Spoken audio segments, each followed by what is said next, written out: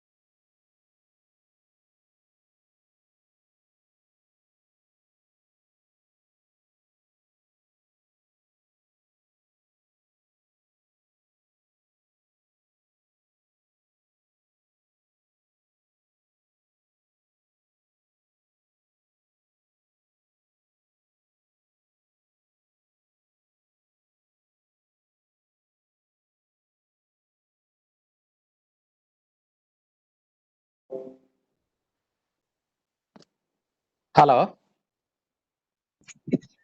Good afternoon, Mr. Das. Good afternoon, Ronit. Am I audible, visible, clearly? As any? Yes, sir. Yes, sir. You are clearly audible, sir. That's good. That's good. And we have to make it very clear about the question answer. So before the start of the technical session, and everything, I'll hand over the things to you. Then you can talk to them that how the question answers will be put up, how questions will be put up, and all that. Okay. Yes, Good sir. afternoon. Absolutely. Good afternoon, Tyagi. How are you? How are you, Arvind? Good afternoon after a long time. After a long time, I see you. How are you now? Fine, thank you. This is your new office, is it? No. I put up the background. That's a Hi, very Arvind. Sudhir here. Can you see me? Yes. Hi, yes, Sudhir. Good afternoon. Hi, Mr. Tyagarajan. Mr. Tyagarajan, we met in Delhi, no? During that MP conference. That is right. How are you? Very good, Mr. Tyagarajan. Very good. You are in Mumbai? I'm in Mumbai. You're also in Mumbai, right? That's right. And so are you, Arvind. No, you're in Powai. You're asking me? Yes. I'm in Thane. Thana, that's right. That's right. Yeah, I'm Thane. So how it has been, Sudhir? Good. Yeah. Interesting times. We're living in highly volatile times for all businesses. Good fun. Yeah. Sometimes when they open out, the consumer is very very cautious. Yeah. And a lot of WhatsApp messages moving around, and it happened in the poultry, happened in the dairy products, happening everything. Consumers cautious. Then a lot of commodities are extremely volatile. Some are having hyperinflation. Some have crashed. Yeah. So it's a very interesting time. It's a dynamic. Very dynamic time. Very dynamic. Very dynamic. I'm in touch with the entire I think all the categories of food. Yeah. And so they're trying to somehow manage these supply chain. They say Yeah. if you can manage the supply chain, something can happen. Yeah. But consumer to bring back the confidence, they're saying that it will take time. It'll take time. Ice cream, how much it would have been a degrowth this first quarter? See, the only listed company that publishes results is Vadilal, which declared -75. So that is, I think, representative in first quarter of the industry. Everybody is in between -60 and -80. Yeah, I thought it is at around 35% level of last year. That's right. That's right. That's roughly what it is in the first quarter. Second quarter is slightly better, but still nowhere near what it should be. Yeah. This added to this particular pandemic, they are afraid, I think, summer will catch cold and all that, though it is a myth. No, that's part of the reason. But the main reason is still that a lot of eateries and all are shut. A lot of ice cream sells through eateries and restaurants and all. So and parties and parties, celebrations also out, right? Parties also, vending, going out, eating out, all that has reduced dramatically.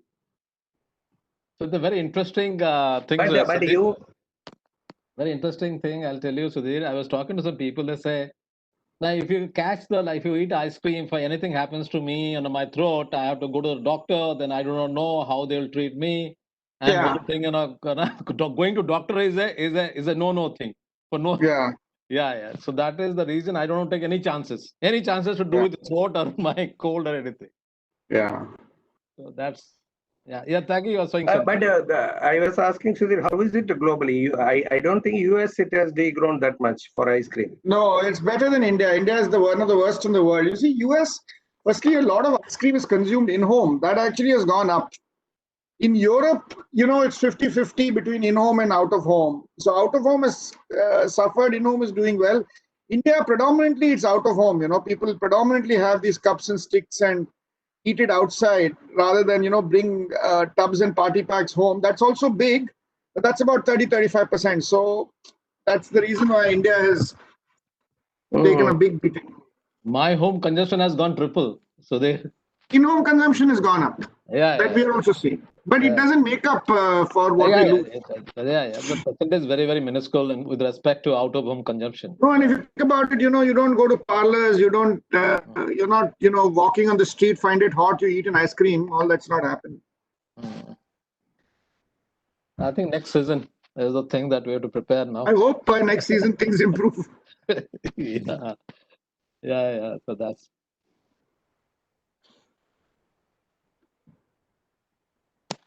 That's also these ingredient suppliers I was talking to, they are in really in a difficult situation. So there's this way. So they're hoping that things streamline and come back to this.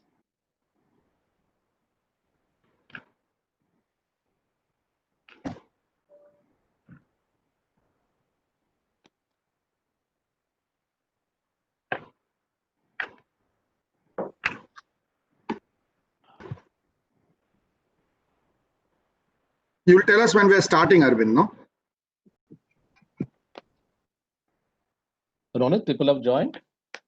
You can see it.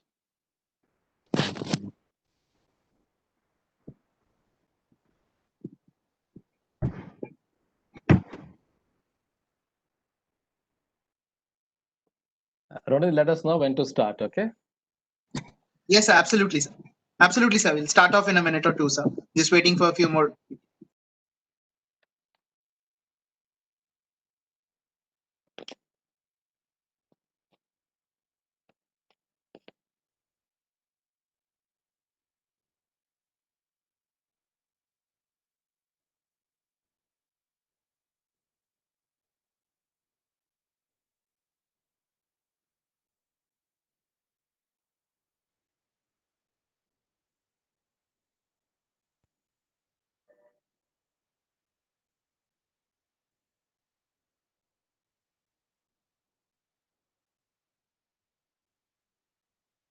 So there anything is happening on HFSS? After that, our engagement with FSSAI last year, then we had pushed it back a little bit. You see, there's a new FSSAI CEO on, you're talking about HFSS, right? High fat, salt and sodium. Yeah. He's got different, I think he's still engaging with that issue. It's a complicated issue. Yeah, So we're waiting for what his thoughts are. I mean, he feels we should do labeling, etc., etc. But how do we? The question really is, how do you measure it? How do you label it? There's no real consensus on it.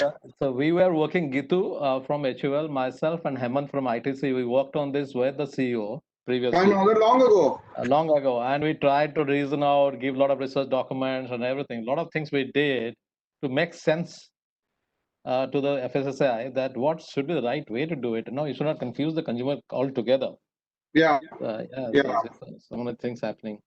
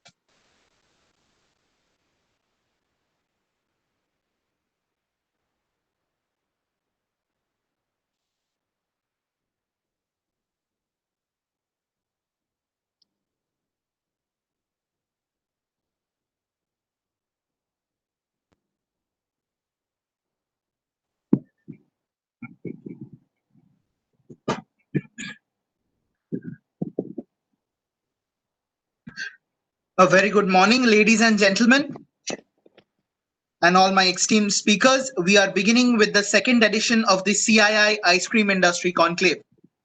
This year, it is aptly themed as challenges in the COVID-19 scenario emerging stronger. As we begin with the inaugural session, may I first welcome my esteemed speakers, Mr. Arvind Das, Chairman, CII National Committee on Allied Sectors in Agriculture and former Chief Operating Officer, Godrej Tyson Foods Limited. Mr. Sudhir Sitapati, Chairman, CII National Committee on Food Processing and Executive Director and Vice President, Foods and Refreshment, Hindustan Unilever. And Mr. B. Thiagarajan, Deputy Chairman, CII Western Region and Managing Director, Blue Star Limited. Welcome, esteemed speakers. May I now request Mr. Arvind Das to kindly deliver the welcome remarks. Over to you, sir. Thank you, Sumit. Good afternoon. I heartily welcome Mr. Sudhir Sitapati, Chairman, CII National Committee on Food Processing and Executive Director and Vice President, Foods and Refreshment, Hindustan Unilever, and Mr. B. Thiagarajan, Deputy Chairman, CII Western Region, Managing Director, Blue Star Limited, and my esteemed colleague. He's been there with me in CII for a long, long time. Ladies and gentlemen from the ice cream industry, it is indeed an honor and privilege for me to be here. This is our second edition. We had very successful first edition last year. We had seen industry representatives from all across the country, including Assam, Tamil Nadu, Andhra Pradesh, Telangana, Karnataka, Gujarat, and other states. It is an initiative by Confederation of Indian Industry. This is an event for ice cream and frozen dessert industry, professionals, and allied sectors such as supply chain, ingredient manufacturers, and this meeting that focuses especially on innovations in frozen desserts industry and its challenges, research and technology, consumer trends, etc. It provides unique opportunities to learn from industry experts on various aspects of this business. CII Ice Cream Conclave is the event to exchange views, learn, and share among participants and experts on technical, practical challenges, especially during this pandemic situation.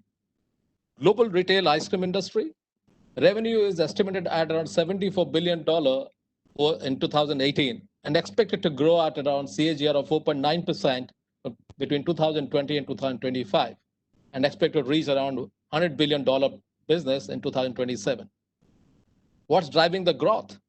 Definitely the Gen Y and Gen Z. They are the consumers and the rising income and more so disposable income, increasing demand for indulgent sweets, and to add to it, the innovations by various ice cream companies. To top it up, the changing consumer behaviors, be it vegan or dairy-free ice cream, plant-based ice cream, product with fewer calories. I don't say 0 calorie, I say product with fewer calories. Now the recent trends are keto foods, the artisanal ice cream segment, the whole new opportunity of white labeling, and the industry ready to address this opportunity through great innovations. These are the things which is making the rounds in the world of ice cream. Industry experimenting with mixologists and bringing in design thinking into ice cream space to create more adventurous offerings. And that is exciting. Moving from indulgence versus health, we have seen that debate over many years. Now to marrying both and delivering innovative products that is indulgent and healthy too. Just saw a video a few days back of an ice cream bar in Kuala Lumpur serves alcohol, spirit-infused ice cream, and there are really huge tractions there. And you know that we have been having a rum and raisin ice cream from long, long years, but can it be extended to other spirits? The Indian ice cream industry is one of the fastest growing segments of the dairy or food processing industry. It employs around 1.5 million people in this phase. With consistent power supplies now, better retail freezer technology by leading organizations like Blue Star and other companies, frozen supply chain, making it possible to maintain cold chain integrity that protects and deliver quality ice cream and frozen desserts to the consumer, making the industry grow. Since the beginning of this year, COVID-19 pandemic has posed a greater challenge for all of us. Every country, every business have seen a substantial loss due to lockdown that isn't going on. In India, food industry has been badly hit. And I say ice cream industry is the worst hit industry among the food industry. In the beginning of this year, we had unprecedented skimble powder prices, which had really troubled the ice cream industry. And soon after that, followed by lockdowns and complete disruption of supply chain. The whole year is a washout. Always it has been, and this time too, during such disruption and challenging time, industry looking at various opportunities from changing consumer behavior, preference to how do we meet these newer demands, newer expectations, and how do we efficiently deliver products to households, and how do we keep the consumer excited all the time and meet its expectation is an opportunity that industry is looking at. During these tough times, this conclave seeks to bring together all the stakeholders in the ice cream industry, be it ice cream producers, cold chain technology solution providers, refrigerated transportation and warehousing service providers, be it packaging solution providers or ingredient manufacturer and processors and suppliers, professionals of ice cream, and the research and development institutions are all working together to overcome this challenge and create more more exciting ice cream world of ice cream. During this time, CII, through this conclave, bringing in three discussion points. One is challenges in the COVID-19 scenario and the way forward for the ice cream industry from here on. Second, ice cream and frozen desserts trends, innovation and changing consumer insights and behavior. Third is technological advances in cold chain, strengthening the supply chain through technology initiative. If you look at the trends, there are very clear emerging trends in the world of ice cream, be it fewer calories or more protein. Savory and salty, is that the trend? More bites, more layering. Spirits range, the world of mixologists is coming into picture. More design and crafted, artisanal products, artisanal parlors there. And I have been to one of these parlors in Ludhiana, and you won't believe there is no space to even stand there for half an hour in between 4 p.m. to 11 p.m. I'm sure during the course of this conclave, we will meet experts who are already addressing these trends in their businesses or working on them. Before I end my welcome address, it will not be right if I don't mention about the food regulations and labeling. Consumers are looking for more transparent labels with respect to information about the product that they want to buy.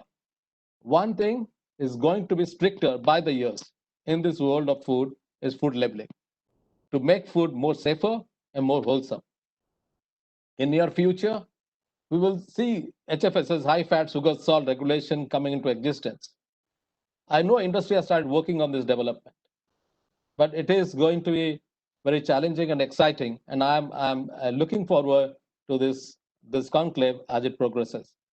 With this, let me invite Mr. Sudhir Sitapati, Chairman, CII National Committee on Food Processing and Executive Director and Vice President, Foods and Refreshment, Unilever, Hindustan Unilever, to speak about the initiative that we're taking.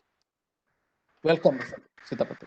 Thank you, Shri Arvind Das ji, and a good afternoon to you and Mr. Tyagarajan, and a very warm afternoon to all our colleagues in the ice cream industry.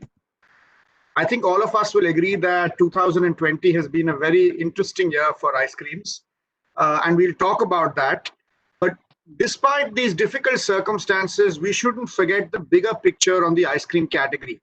The first truth about ice cream in India is that ice cream consumption is significantly under-indexed, not only because India is a poor country, but even when one compares other countries of similar GDP per capita, India should actually be consuming 1.5 times what it's consuming today. So even given its relatively low income, ice cream consumption in India is low. And I think we've thought about it, and I think there are two big reasons for it.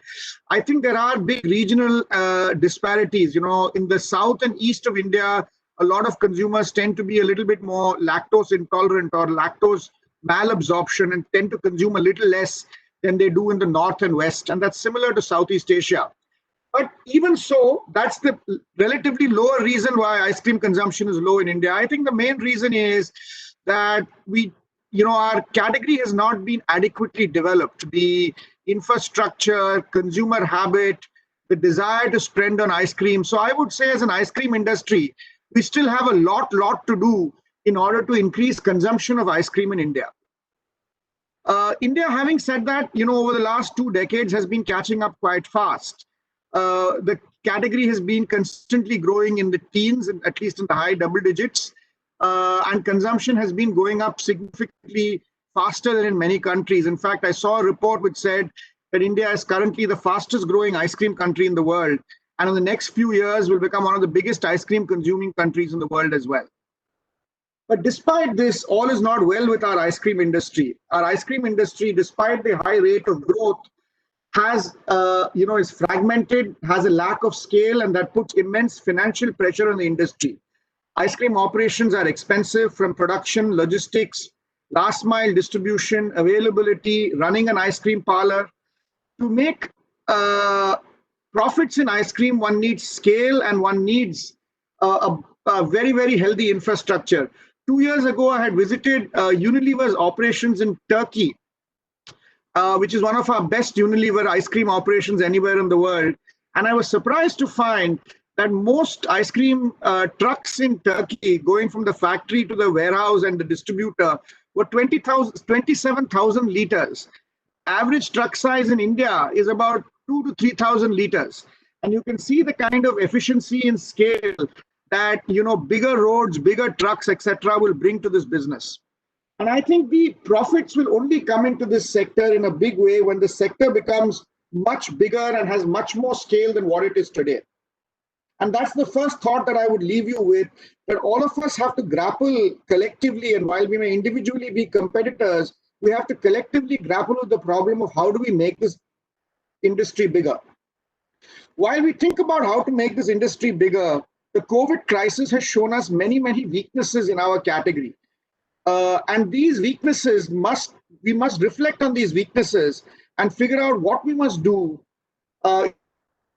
change perception. I think the first thing that all of you will agree with is there's a fragile consumer confidence in the product, poor consumer perception, to belief in myths. When the news of the virus came, there was a lot of news that eating ice cream could cause coronavirus. Then it got watered down to it's not good for viruses. And none of these, as we know in the ice cream industry, have any basis in scientific fact. So as an ice cream industry, we need to come together in order to dispel about the ice cream category and not sometimes create myths among ourselves. Sometimes, as an industry, and I represent as part of HUL, I'm part of many industry organizations. And one of the things I notice in the ice cream industry in particular is it's a relatively small industry, and the industry itself has a pretty sharp divide on the frozen foods, frozen desserts, and ice cream line, which makes the industry itself fight with each other in public, and that undermines confidence in the ice cream industry overall. And therefore, whatever we do in terms of marketing, we must keep the overall ice cream industry in mind, because only if the overall ice cream industry will grow, will each of us grow. The second problem with the ice cream industry is very high dependence on a few months. And we saw that COVID hit us straight in the months of summer. And as a result, most of us have had a complete washout in the ice cream business. And we must therefore build more occasions for ice cream, which make it more relevant in the winter months, or if not the winter months, at least in the festival season. And I would point to the way Cadbury's has done an outstanding job on moving chocolates from just a treat for children to being, a special occasion during festivals like Diwali and Dussehra. The third weakness that the ice cream industry, the COVID has pointed us in these times, has been that how many of our unorganized small partners have come under stress and pressure during COVID. We ourselves have several vendors, especially in North India, who go on trikes and sell day-to-day ice creams, and their sales completely stopped, reducing them to almost starvation. And we really had to come in and protect their incomes in order that they, continue their livelihoods and continue to come back to the industry next year. So we have to think about the fact that our ice cream industry is dependent, is a very precariously balanced industry with relatively low consumer confidence, high dependence on a few months, and many, many thousands, if not millions of people who are dependent on it, who are a very, very marginal income partners of ours. And therefore, when we take the bigger opportunity of ice creams and also look at the issues that COVID has thrown up, I have a few suggestions to make for all of us to ponder over the course of this conclave on how we can improve this industry collectively. I think the first and most important thing is that we must support our suppliers and vendor partners as individuals who depend upon this industry. We must get the business back as early as possible, but we must provide a cushion to all those who have served us in good times in these hard times. And I earnestly request all of us to think about the last ice cream seller on the road and how we can keep him in business through this difficult year. The second thing is we need to bring back consumer confidence in the category. And this will require winning their trust through abundant measures of hygiene and safety at all touch points. But as important as these is to excite consumers with more choices in ice creams and refreshments. We also finally and most importantly need to move from competing for share to collaborating for industry growth. And as I said before, This is an absolutely crucial thing that ice cream has to do. We have to forget some of our differences and come together and communicate to consumers that ice cream is essential in happiness. It does not cause illnesses like virus, and in moderation is a good thing for people to consume. This is the third thing that we must do. And the fourth thing that we must do is we must, in the medium term, improve our infrastructure for end-to-end robust cold chain solutions at an affordable cost that Indian masses can afford to pay while receiving the best possible product and service from industry. You know, the market is crying for innovation in supply chain and technology. There's a lot of work that has happened in lower cost ice cream manufacturing, but ice cream distribution in particular and cold chain distribution in particular is expensive. And, you know, I seek partners like Mr. Tyagarajan from Blue Star to help us reduce structural cost of running the cold chain in the ice cream business. I think we must continue to grow the category to rebound to double-digit volume growth as soon as possible. This is the only way to kickstart a virtuous cycle of profitability and sustainable growth. And these efforts have to be seeded at the grassroots level with our sales and marketing team. To conclude, India is a massive country with huge potential for growth for years, if not decades, to come in ice cream. There is penetration headroom at the bottom of the pyramid, and there is a huge consumption gap at the top of the pyramid. There is an economic and demographic tailwind as well. We are a nation of young people, a nation that believes in enjoying food consumption out of home and is willing to spend for it. Over the next 10 years, India can become one of the largest ice cream markets in the world if all of us together work to ensure that black swan events like COVID-19 do not affect us, our sustainable profitability and prosperity in this industry. We must work together, not against each other. We must work towards building a better infrastructure, and we must work towards communicating to consumers on the goodness of ice cream. With these thought starters, I'd like to thank you very much for inviting me to speak here today. And I'd like to wish you all the very best for this conclave at this very, very important time in our industry's history. Thank you very much. Thank you, Mr. Sudhir Sitapati. It was, you summarized well. There are huge opportunity with the bottom of the pyramid or top of the pyramid. The huge thing is that more investment is need to be done from end-to-end supply chain, be it manufacturing place or be it in cold chain infrastructure. But you pointed out one thing, the affordable cost. Manufacturing cost or supply chain cost needs to be looked at. That makes the product more affordable and more consumption happens. But huge headroom.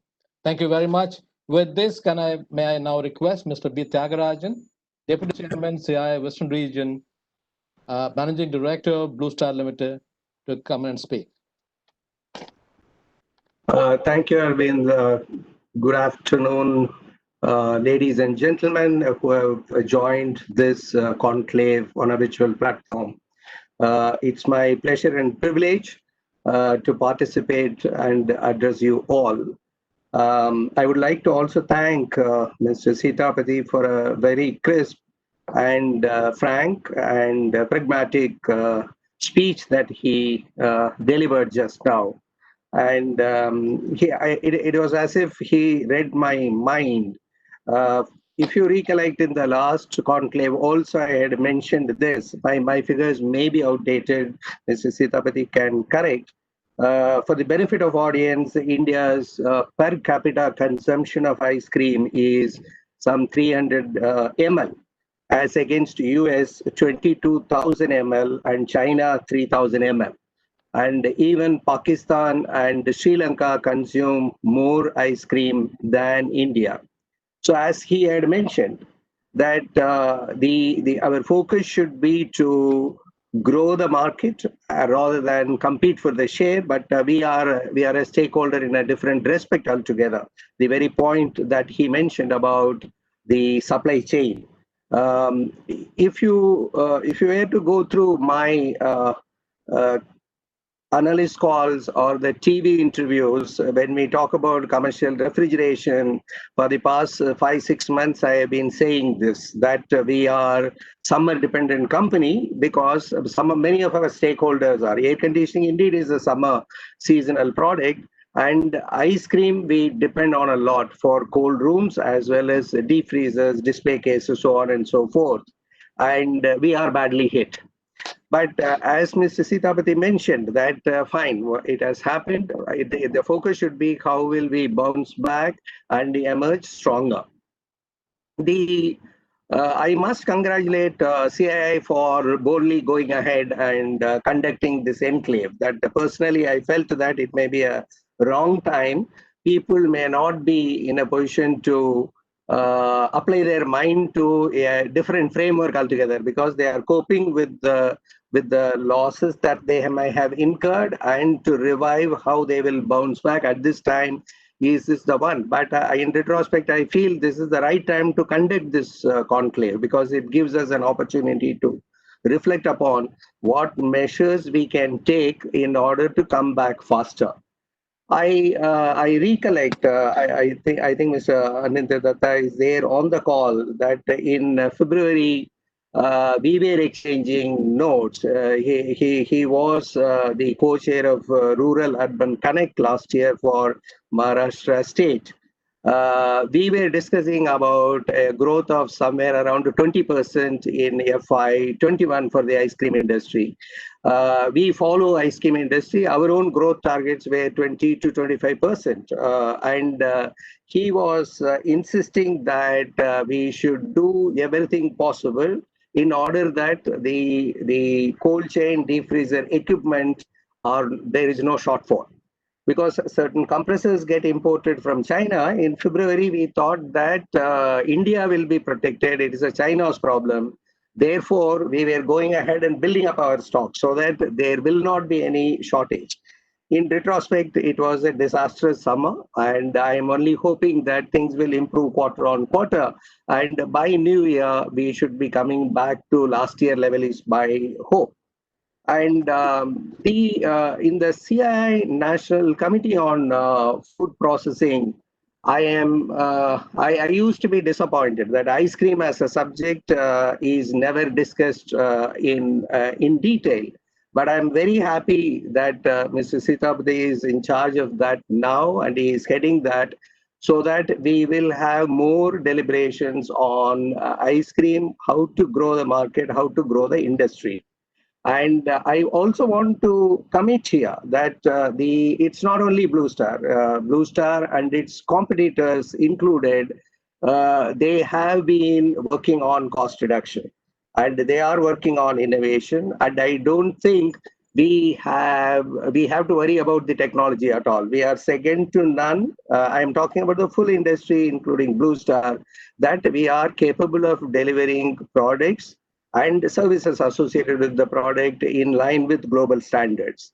For example, in order to improve the traceability, IoT solutions for deep freezer, we are ready with it. It's a question of a price point where what can be, which is one of the burning points for the industry. Similarly, the IoT-based monitoring of cold rooms, we are able to develop.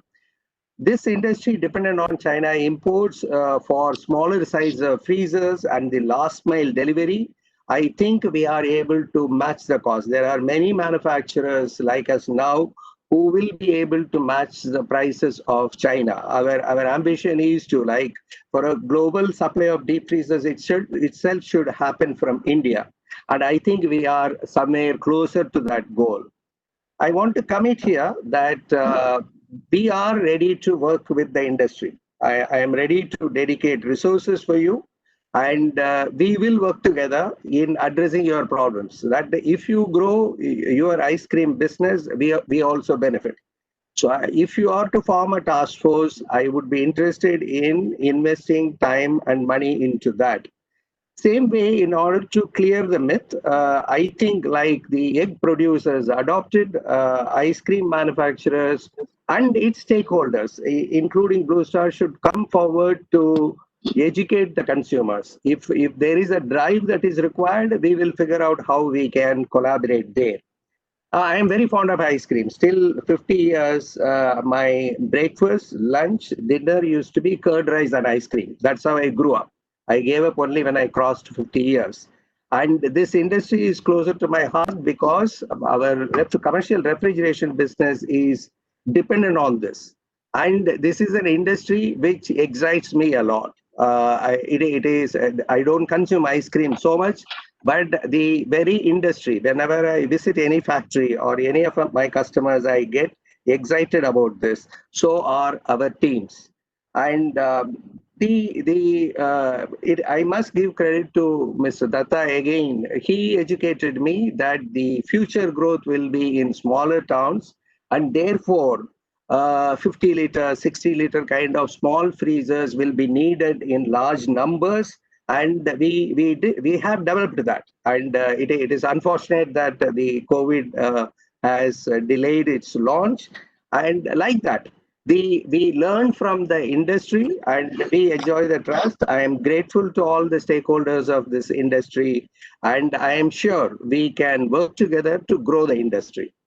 Thank you very much. And I must definitely compliment CII for going ahead and organizing this very boldly.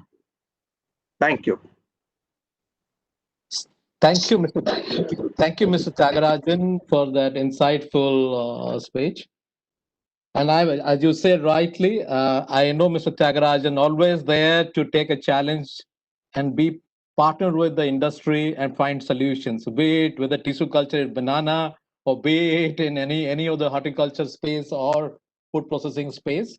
I know you are always fond of technology, and this is a big thing that you are doing, as Mr. Sudhir Sitapati has talked about. There is a huge space in the bottom of the pyramid.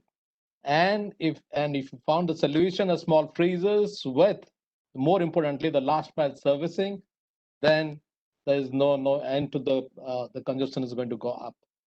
Thank you very much for those insightful talks, sir, and thank you for supporting us and our endeavor to bring this the industry people together to deliberate on challenges and find solutions together.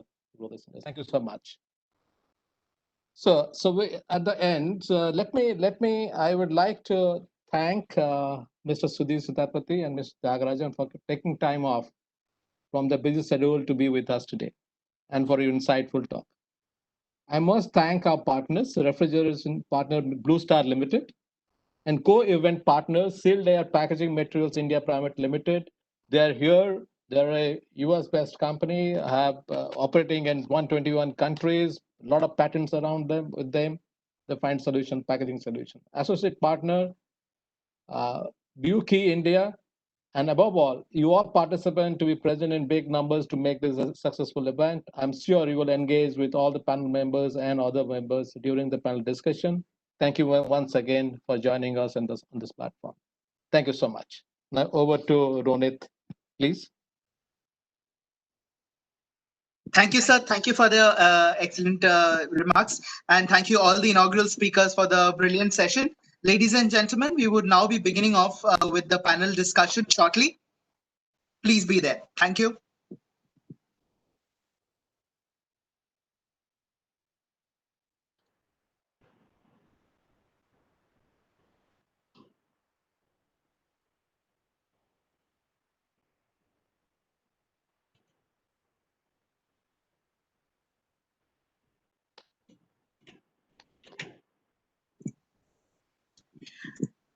Ladies and gentlemen, we are now beginning with the first panel discussion, which is the business session, which is on challenges in COVID-19 scenario and the way forward for the ice cream industry. May I first introduce the esteemed speakers of the panel. The session moderator, Mr. Shiva Mudgil, who is the Director of Rabo Research, Food and Agribusiness, Rabobank. Mr. Anil Datta, Managing Director, Have More Ice Cream Private Limited. Mr. Himanshu Kanwar, General Manager, Ice Cream Hindustan Unilever.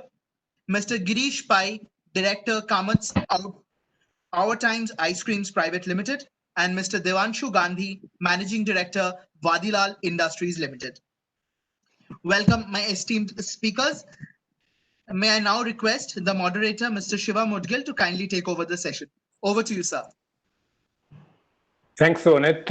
I hope that I'm well audible right now. Yes, sir, you're clearly audible, sir. Thank you. So good afternoon and a very warm welcome to all of you to the Ice Cream Industry Enclave. The opening addresses by the speakers have set the context for this conference, come enclave, come event in current times. So we will jump straight away into the theme for our session, and which is largely on COVID-linked challenges and how this is going to impact the ice cream industry, the direction which this particular industry is taking right now, and how they would be looking at navigating these challenges. So we have our esteemed panel here from the industry who we would like to hear from. And starting with the panel members, Mr. Devanshu Gandhi, who is MD of Vadilal Industries. Vadilal is a well-known brand in India on ice cream side. They have presence in frozen segment also. Then we have Anindya Datta, MD, Havemore Ice Cream. Havemore is another brand which has been like in the recent years clearly coming up as a emerging ice cream brand in India. And they have a South Korean company, Lotte, who is also invested in this company. And Aninda has wide experience of working in food FMCG setup in different companies in India. Then we have Girish Pai, who is part of Kamath Overtimes, popularly known to us as Naturals. Naturals has clearly made themselves as a differentiated ice cream brand in India, particularly if you look at Maharashtra and where I live in Mumbai. And finally, Himanshu Kanwar, who is the general manager for Unilever for the ice cream business, popularly known to us as the owner of Quality Wars brand in India. And Himanshu also has food and non-food FMCG setup experience within Unilever. So I welcome you all to this session. And before I start the session with my colleagues, I will just quickly give you a background to set the context on dairy and ice cream industry, though Arvind Das has given some briefing on that. So I will just be quick on that. So if you look at within food and agri segment, like any other sector, we have seen ice cream or dairy industry getting impacted because of supply chain disruptions, logistics, looking at labor shortage, and immediately after lockdown, there have been impact in all the industry all across. If you look at the demand on the B2B side, we have seen disruptions coming in. The food service sector not really doing anything as of now because of closure of restaurants, food service segments. So that segment has curtailed the demand for the dairy for certain products very significantly. On the B2C side, there have been initially, immediately after lockdown, we have seen some disruptions, but later on, largely most of the supply chain issues have been resolved. Only labor shortage at times is creating problem for some locations, but I think now we are looking at increased demand coming in from household consumer level. So that's a positive for the dairy industry. On the product side, cheese clearly impacted because most of the demand, like almost half of the demand is coming in from B2B food service. So that's impacted. Ice cream, as we are going to discuss, is also getting impacted. On the positive side, long life milk kind of category has got a positive boost. Most of the people are working from home. So that demand is coming in for these kind of long life plain milk, drinking milk, and flavored milk and milkshakes. So still, there are challenges with one of the things which Arvind mentioned about SMP inventory building up in India. So we do see prices crashing up almost by 50% on the SMP side. And this has triggered raw milk prices going down by 25%, 30% in many locations. So this is still a challenging situation as far as dairy industry is concerned. And we are looking at the ecosystem stakeholders trying to resolve these issues. Now, coming to ice cream industry, this segment, as we know, is very severely impacted, and I will not dwell much because already there have been discussions on that. But B2B demand is not there. The impulse segment is also very severely impacted. Push carts are not working right now. So this particular market hasn't really grown in the last quarter, April to June. If you look at the performance, has been almost like 25% to 30% of the last year quarterly performance. So clearly, there has been a big impact. And we do see challenges coming in future, as in if you look at the market restrictions in many of the states, the B2B segment, food services. So clearly there would be some challenges to deal with. And it would be interesting to understand how this particular industry and the stakeholders would be able to navigate through them. So without now getting into any other further deliberation, I will now come back to the session that we are going to talk about. And I'm looking to have some very good real insights from our esteemed colleagues on how the current situation they have been looking at, like in the past 6 months, and how they are going to look at post-COVID scenario in terms of the trends coming in and the market performance they see. Since session is only for 40 minutes, I will look at including Q&A. So I will ask my panelists to be very crisp and precise in responding to queries. And also I will request the audience to just keep on posting their questions on the chat box, and we will try to address most of the queries. So now, gentlemen, I will start with the basic intro question. And this is more about how has your been experienced during the last few months in terms of looking at the challenges that you have faced as an ice cream stakeholder and what you have done to minimize these challenges. So I'm sure audience would like to understand from the leading companies how they have been able to work on that. So I will start with Mr. Devanshu Gandhi of the Vadilal, how they have been able to work on that. Mr. Gandhi, your inputs, please. Well, in fact, starting from, let's say, 21st of March and up to May, I think there was a lockdown, complete lockdown. In between, they started a production facility, but there was a lot of ambiguity between the government instructions and the local authority. So in many parts of the country, local authorities did not allow to sell ice cream and even cold drinks also, and that has affected our industry badly. In fact, we had to, myself, like even at the top level, had to intervene, talk to the concerned local authorities a number of times, and then convince them. And then again, after a few days, the same authority closes the sale of ice cream. So that was badly. I think that there was no parity between the instructions from the central government, state government, and the local authority, and that is the main reason. So apart from that, uh, like there are, of course, you know that Indian population basically are a little bit. They are skeptical about cough and cold by eating cold products. So they stayed away eating ice creams.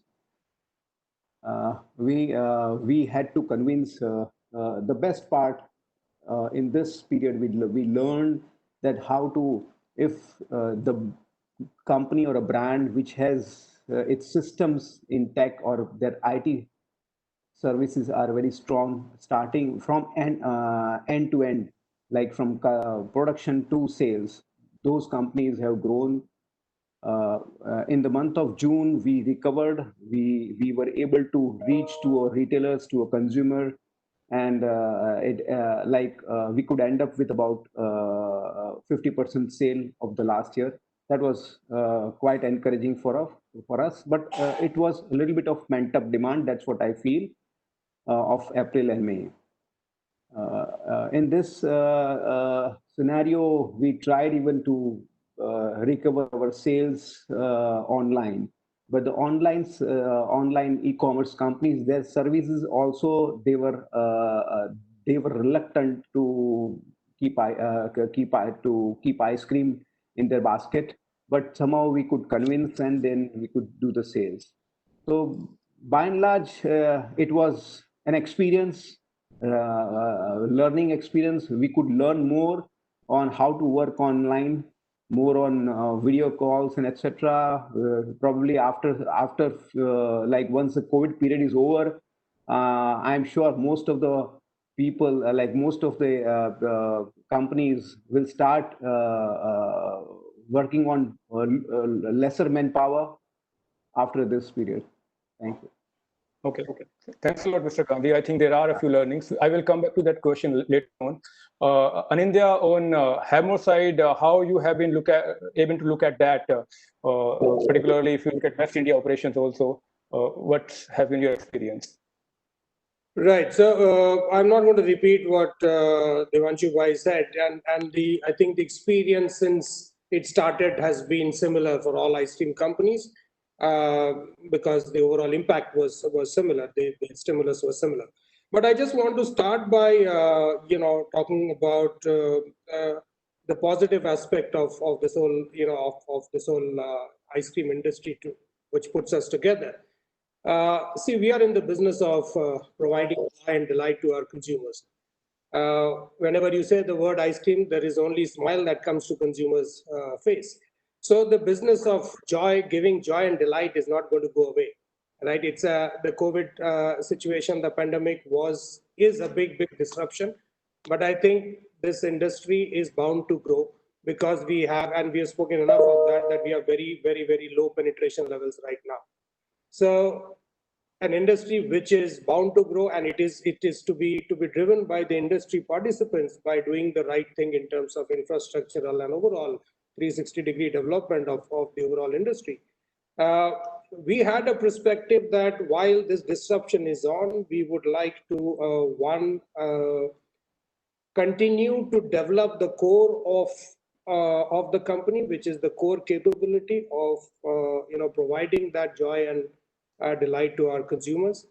And while we do that, it was important to conserve ourselves to live this through in the most healthy way. And when I say conserve, it was all kind of conservation from people, talent, to monies, to infrastructure, the distribution infrastructure. And most importantly, the spirit in the organization needed to continue, because something like a disruption like this, which is not only the business disruption, it was mostly a social disruption. People are scared. The fear factor is high. So the experience was to live through this and to make sure that as an organization, and I'm sure as an industry, we come out stronger from it. It was very important to do all the things that the industry did. My company did as well, to protect our people, protect our partners, protect our infrastructure, protect our factories from this. And very happy to share that we have had very few instances within our company and the larger ecosystem we have. And I think that is a big success in this whole disruption that we've had. And I think as we go along, the times are extremely tough right now because our revenues are not there. But I think we will get there as we come out of it. It has definitely added a lot of new learnings, and I completely resonate with what Sudhir was saying about the weaknesses that it has, this disruption has shown us. And I think as an industry and individuals in the company, as companies, we need to work on those weaknesses and build more moments of consumption, build a positive perception of ice cream, which is among many other snacks, possibly more healthy than most of the snacks that consumers indulge in. Also, the cold chain and the last mile distribution infrastructure has to become more cost effective, so that the penetration level of the industry goes up. So I think for the ice cream industry, the agenda comes back to the fundamentals that were there before COVID, and those fundamentals will be important even after that, because we are just right now in a very nascent stage. If only the disruption should increase our pace in making those fundamentals stronger. Thank you. Very well, positive words, Anindya, on that side. We'll go back to Girish from Naturals. And Girish, we know that Naturals is largely store-based format, and that's the one part where we have seen a large impact. So how has been your experience in the current situation, Girish?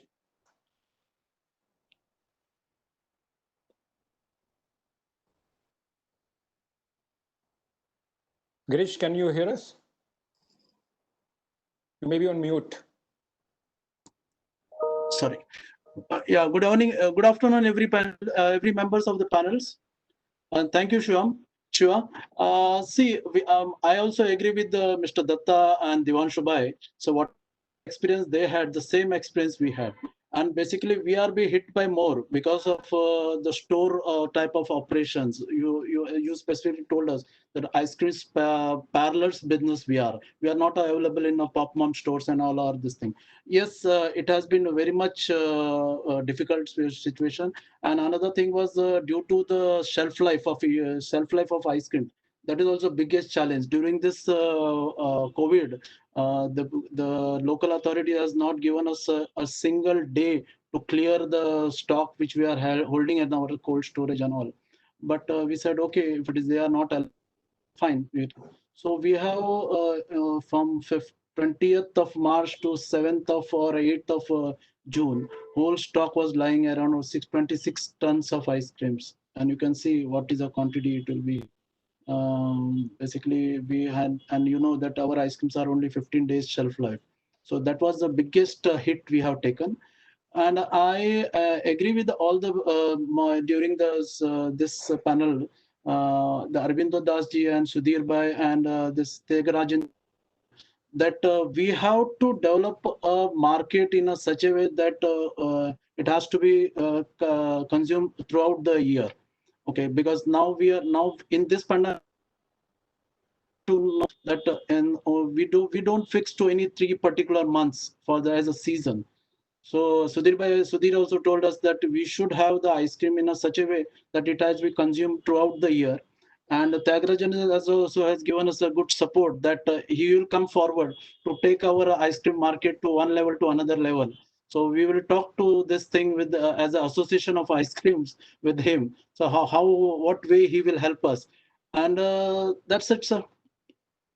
Okay, good to know that. At least I can see store nearby, near to my place. Natural store is also opened up recently, so that's a positive improvement I can see as a consumer also. Now I will be speaking to Himanshu on Unilever experience. And Himanshu, that we know that Unilever has a global portfolio on ice cream also. So you will have a better view on how has been the situation for you in India and how you have been able to manage it, looking at learnings from other locations also. Himanshu, please.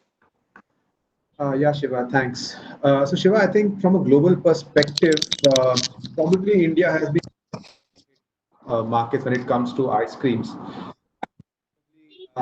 Nobody could have timed the pandemic at a worse time than for the Indian summer. It started in the mid of March, which is when the summer season was setting in for most parts of the country, and it has sort of wiped out at the worst.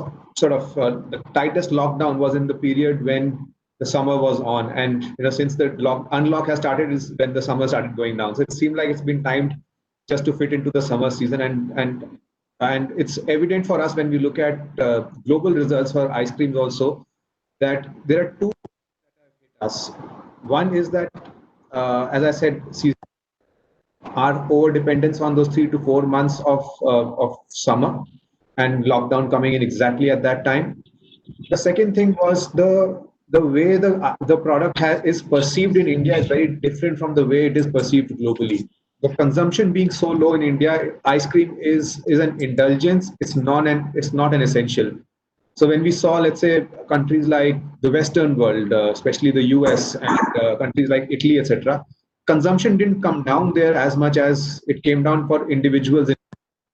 And so even during the time when there were restrictions, the way on a lot of things that we traditionally called essential, the basket of essentials in other countries also probably included a little bit of ice cream, which was not there in India.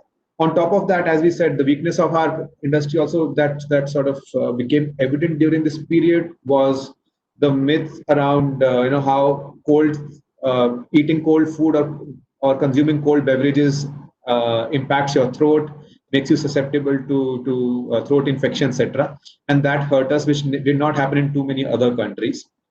So in Pakistan, while the perceptions are the same, but consumption is slightly higher than India, and it helps.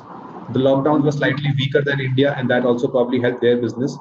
India has probably, in my view, got the worst was at the worst end of this pandemic and the lockdown. And ice cream industry sort of really bore the brunt of it in this season.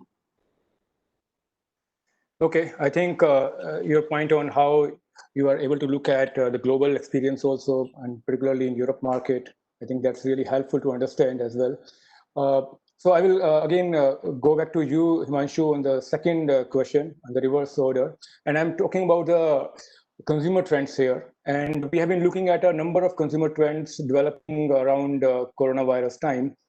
And it will be good to understand how your organization, and particularly you can talk about food and also going into ice cream, what are the key consumer trends that you have been able to look at? Like if I take a cue, right now it's more of direct home delivery that's coming in for ice cream. So do you really relate to that, or do you have any other key consumer trend in mind that you are able to address right now? The digitization and opening up the e-commerce one, it's probably the biggest trend to come out of or to accelerate during this period of crisis.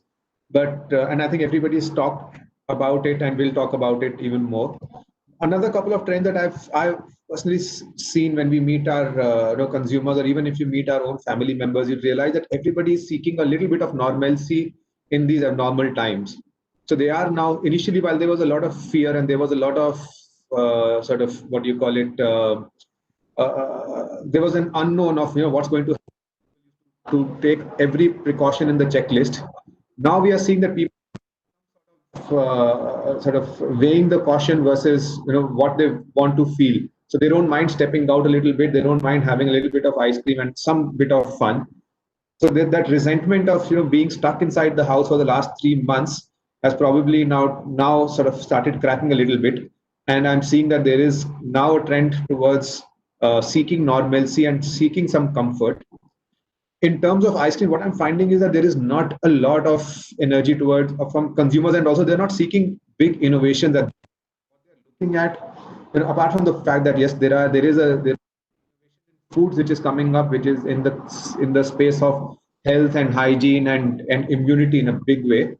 But when I talk about flavor trends, etc., I'm finding that consumers are right now focused more on what they would normally have, what is comfortable for them, what they're used to having, what really delights them.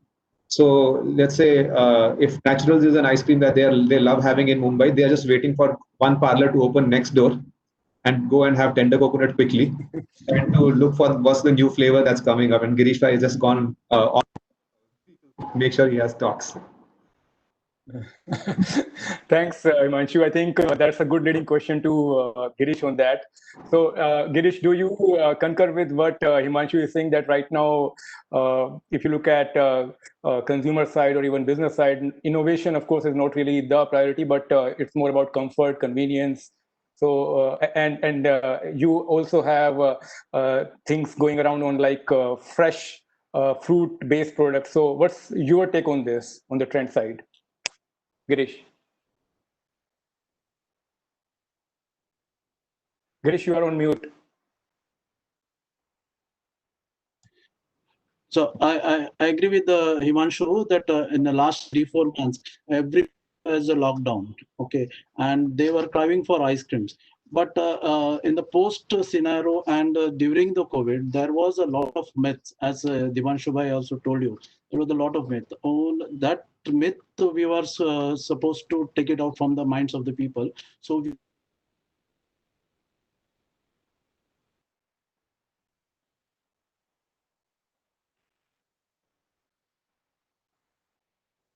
I think we lost Girish. Yeah. Yes. Yes. So I will talk to Anindya right now on that. Maybe we will speak to Girish once he's back. Anindya, what's your experience of Hammer side? Because you also have stores and also direct ice cream business. So what are the key trends that you are looking at right now in the industry? Anindya? Sorry, my bad. One of the, am I audible? Yeah, yes. So one of the obvious trend that is as of right now happening, and maybe a large part of it will sustain, is more moments of consumption is emerging inside the house and within the family members, right? Ice cream typically is an out-of-home consumption. Most of the moments of consumption seems to be triggered basis, friends, family, out-of-home setup. So there's in-home consumption, because people are today trying to find how to, get the same moments of joy and delight inside home. So that's one thing that we are seeing, and possibly as an industry, we need to fuel more of what will delight them in a family setup over the dining table. And there is an opportunity to create products which fits into, great togetherness moment in the family. While there are products there, but I think there is an opportunity that we can do more of that. So that's one in terms of taste and product preference. I think there is one more trend that is emerging across food is consumers are dialing back on the trust factor, because whether it is caused by the food or not, I think generally this whole pandemic has raised the consciousness on what is hygienic, what is not hygienic, what is good, what is not good, and therefore there is every company, every product has to possibly regain the confidence of the consumer, and that is an opportunity as well as an important necessity right now to give confidence to the consumer of the category's goodness, and it's most importantly the hygiene part. And I think that's what the pandemic has led to. While, as I said in my previous discussion, that the industry is on the growth, and therefore the flavor, the different kind of format, and the way ice cream can play a role in other categories. There is a lot of morphing of the categories we see in many other food categories. I think ice cream is at its very nascent stage. We are seeing huge joy in giving cakes to our consumers, which are ice cream cake, and that's sitting between ice cream and a proper celebration cake that you cut on your birthday. From that to a sandwich ice cream, to many other adjacent areas, and I think that's going to be a trend going forward. Consumers are looking for a lot of delight in terms of how can you fuse the delight of ice cream along with something else and bring it together. But that's got nothing to do with the pandemic. I think that opportunity always existed and will continue to exist. And I think as an industry, we should continue bring ice cream in more and more different formats and consumption occasions to the consumers. Very well put, Anindya. I think trust, confidence, and hygiene are some of the words that certainly ring a bell with consumers in these times. So, Girish, are you back now? Yeah. I think I'm sorry. Yeah. Yes. Yeah. So during this post-pandemic, sir, there was a lot of expectation of the customers. So for us, like this Havmore can have a novelty of ice creams, but for us it is very limited things. So what we did, so to make an hygienic and very safe, so we kept with the we tied up with the online aggregators, this thing Swiggy, Zomato, and Grab and all. So because there's even Devanshu Bhai has also told you that no shops were kept open during this pandemic. Even post opening also in the month of June, we had a lot of problems because what Devanshu had told is correct, that each and every officer feel that he knows the rules very properly. He can dictate whatever he want to say, and whatever he say, it is a final. Okay, that way. So what we did, that we have made a small opening in our shop and the back end. So we told that the Swiggy, Zomato people will come from backside and they will take the parcels that way. So this type of it. And beside that, due to maintain the hygienic and temperature of this, whatever the SOPs were set by the local government and state government, what we did, we have given a small package of such soap, the paper soap, with each and every ice cream pack with a secondary packing. That type of innovatives we came out. That's it, sir, from our end. Yes. Even I have seen that the soap part that you have mentioned coming with the brick. Okay, Mr. Gandhi, now coming back to you finally. I request others to please mute. Yeah, Mr. Gandhi. Yeah. Can you ask the question? What's the question? Regarding the consumer trends, it's about the consumer trend that you see right now in the market. So during the COVID period or the post-COVID period? So it's like overlapping. What you have seen now emerging forward, how strong those trends would be in the future that you want to address, like what we talked about, digital adoption or working from home. Just an example, if you look at some other things. See, during this period, I think Ice Cream Association also came out with the with a kind of goodness of, they took the help of the digital services. They started going on a social media, spreading the words about the goodness of ice creams and things like that. That has definitely helped. And that step, which was taken by the association, has given a good mileage to the ice cream industry. And in during the this period also, we found that there was a trend towards the consumer packs, especially takeaways, and that has grown very well. Of course, the impulse products were beaten because shops were not allowed to open. But then I feel that after once the COVID period is over, as Mr. Datta said, that there will be a trend toward the novelties like kulfis, cakes, and sandwiches and things like that. So there will be pent up demand once the COVID period is over, because many consumers have stayed away from eating ice creams and cold drinks. And I'm sure that maybe once the COVID period, let's say December, after December, I feel that the growth will come to the level what it was there in 2019. Okay, I think that's truly what we also expect to happen once we are through this situation. Then possibly you'll see more of novelties or innovations coming in. Now, I again speak to you on Mr. Gandhi on the performance side. So, like if you look at the current situation, which I touched upon initially, the first quarter was not good, as is true for most of the ice cream companies. And looking at the current situation when the restrictions are in place and people are not going out, dining is not allowed in many of the states. So the performance in coming quarter is also not expected to be normal compared to last year. So how do you see, as an industry stakeholder, the recovery going to happen? Do you look at like this year is gone and now it's 2021 next year that you need to look at and focus your energy on?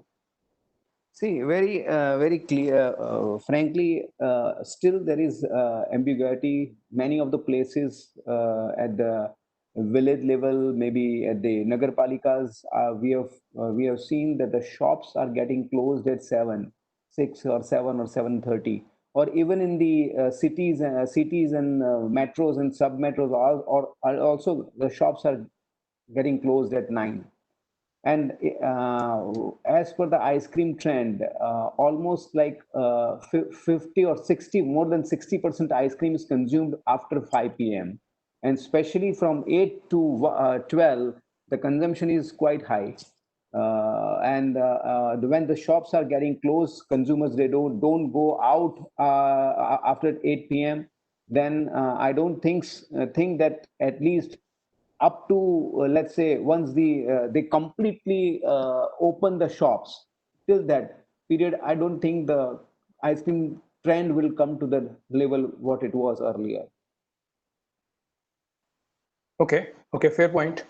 In India, I look at have more operations, and I believe like you have Lotte as an investee company, and possibly you were looking at expansion going forward, maybe aggressive expansion, I will say. How about your situation? Like your plan for 2021 remains like that, or you will have some alteration coming in because of current situation in India? Right. So Shiva, 2021 plan will continue to be aggressive. As I said, our outlook is, we are in a little hibernation mode till this whole pandemic situation is on. But as a company, we'll continue. We'll come back with all the strength possible when situation normalizes. In the immediate term, to your other question, the outlook in the immediate term, unfortunately, is not looking very bright. It seems that the industry consumption is settling down at a certain level. And, with the season turning against us, in addition to the COVID thing, it is further kind of, dampened spirits in the immediate term. It will largely depend on how the pandemic is evolving in India. government measures in terms of unlock are being put in, and like Devanshu Bhai said, that there is a lot of ambiguity in terms of rules, and this whole localized lockdown and all the disruptions and disturbance continues, but at a larger level, while governments are, I think the government is mostly trying to get the economy back in shape now. So the consumers are going to get directly impacted with how the numbers of COVID is increasing. And I think the sentiments will be get driven by that. So keeping all that in mind, it doesn't seem extremely optimistic going forward in terms of the revival. But hopefully, as we get into the festival season, Diwali, there will be a upswing because of people finally wanting to give celebration a chance while there is a lot of negativity around. And I'm pretty buoyant on how the next year will be. I think we will come back. The industry will come back to where it was in terms of consumption, given we are on the right side of the pandemic. We have gotten over it.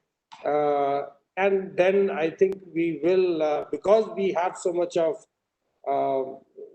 disruption this year, all of us, all the companies will come back pretty aggressively in the coming year. And that is good for the industry because we will collectively develop the penetration of the category. Thanks, Anindya. I think this is going to be the way forward. Be positive on how the situation will evolve in future. So, Girish, on the natural side, and I again understand that store-based approach, of course, even for Hammer as well, the case was, is of course have more investment required, if not franchisee model. So how do you see growth for you for this year and maybe looking at next year? So what's your take on performance of the naturals going forward and your expansion plan? Yes, so I agree with Mr. Dattaji that this year it will be for all the ice cream industry. This year it will be a very much can't say anything about it. Means what will happen? But yes, next year will be aggressive. As you told about the shop type ice cream parlor models, so we have a lot of opportunity next year to how to explore the more locations, more good stores with the negotiated this thing rent and all. That will be one of the possibility in the next financial year. Thereafter means you can say after March or after June next year. This year I can't see anything in that. Yes, we are coming with a lot of novelty products. It's in sense of not a loyalty product. You can say we used to have only 1 or 2 size of packaging like cups and this thing. Now we are coming with the small family packs. That type of novelties we are coming. We are coming with the a lot of my competitors have that type of a 2-in-1 ice creams. So we will have 2 flavors in a 1 ice creams, like this thing, mango, passion fruits, that way and all. So and regarding the growth and all, this year we can't say. In the first quarter it was completely zero. Second quarters we are working around 20 to 35% of total month to month, you can say that much only. And this year total turnover will be around last year around 60% or 70%. Around 40% to 30% will be eroded this year.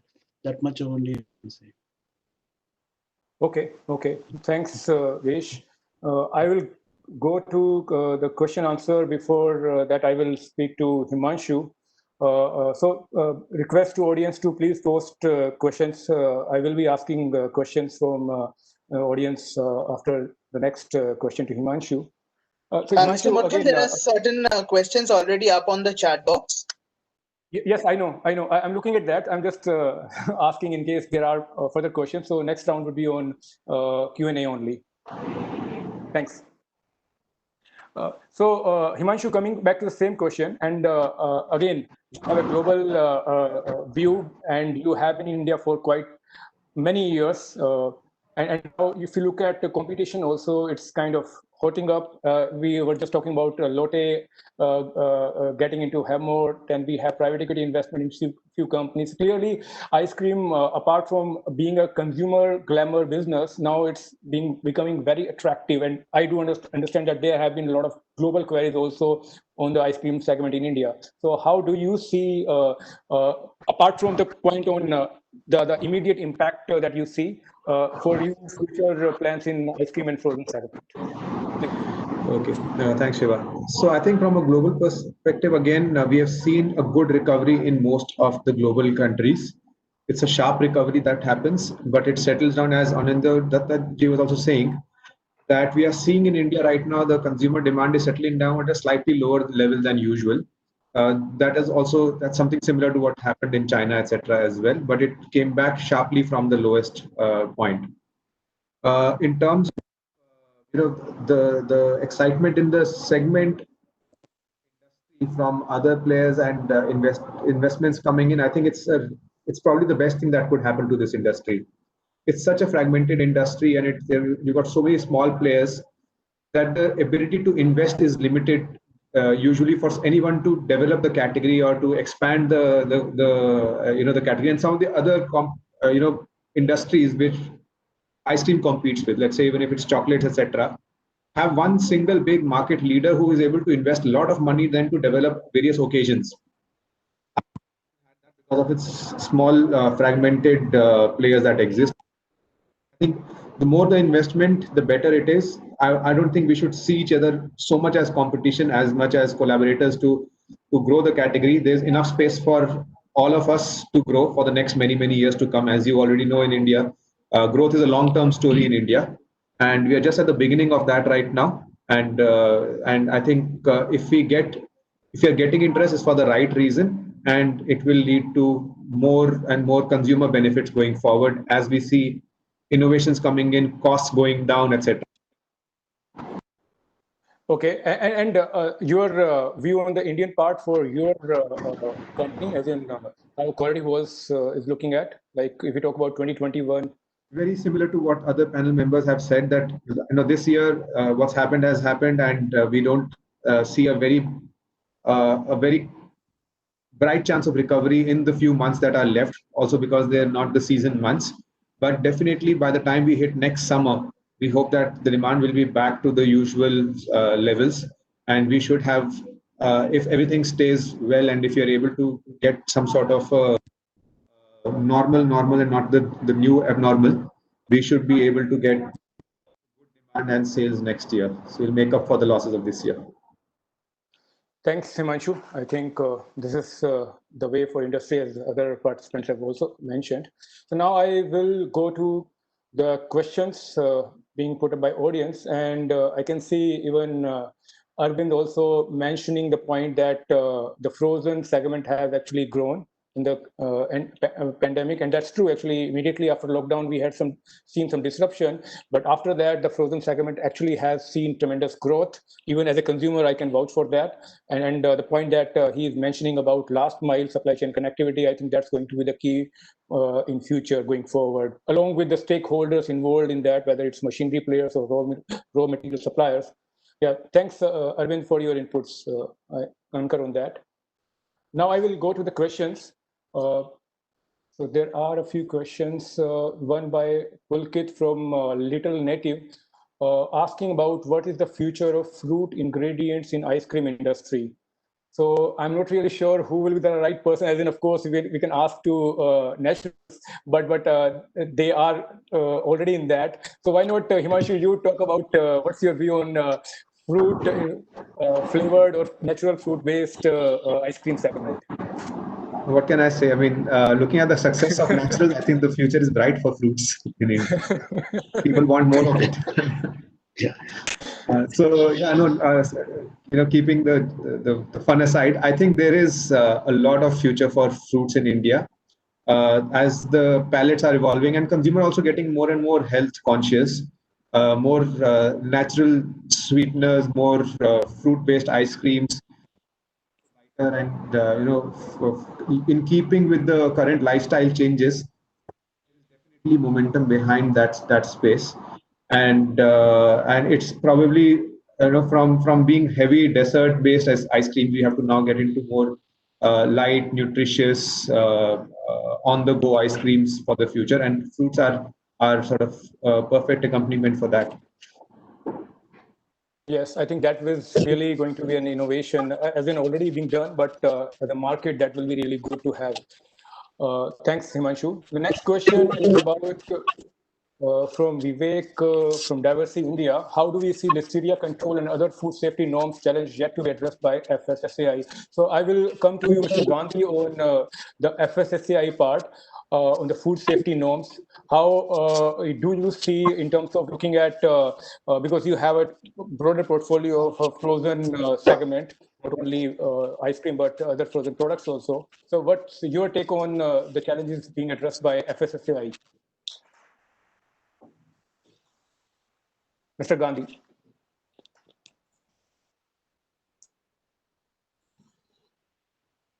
Gandhi साहब आप you mute.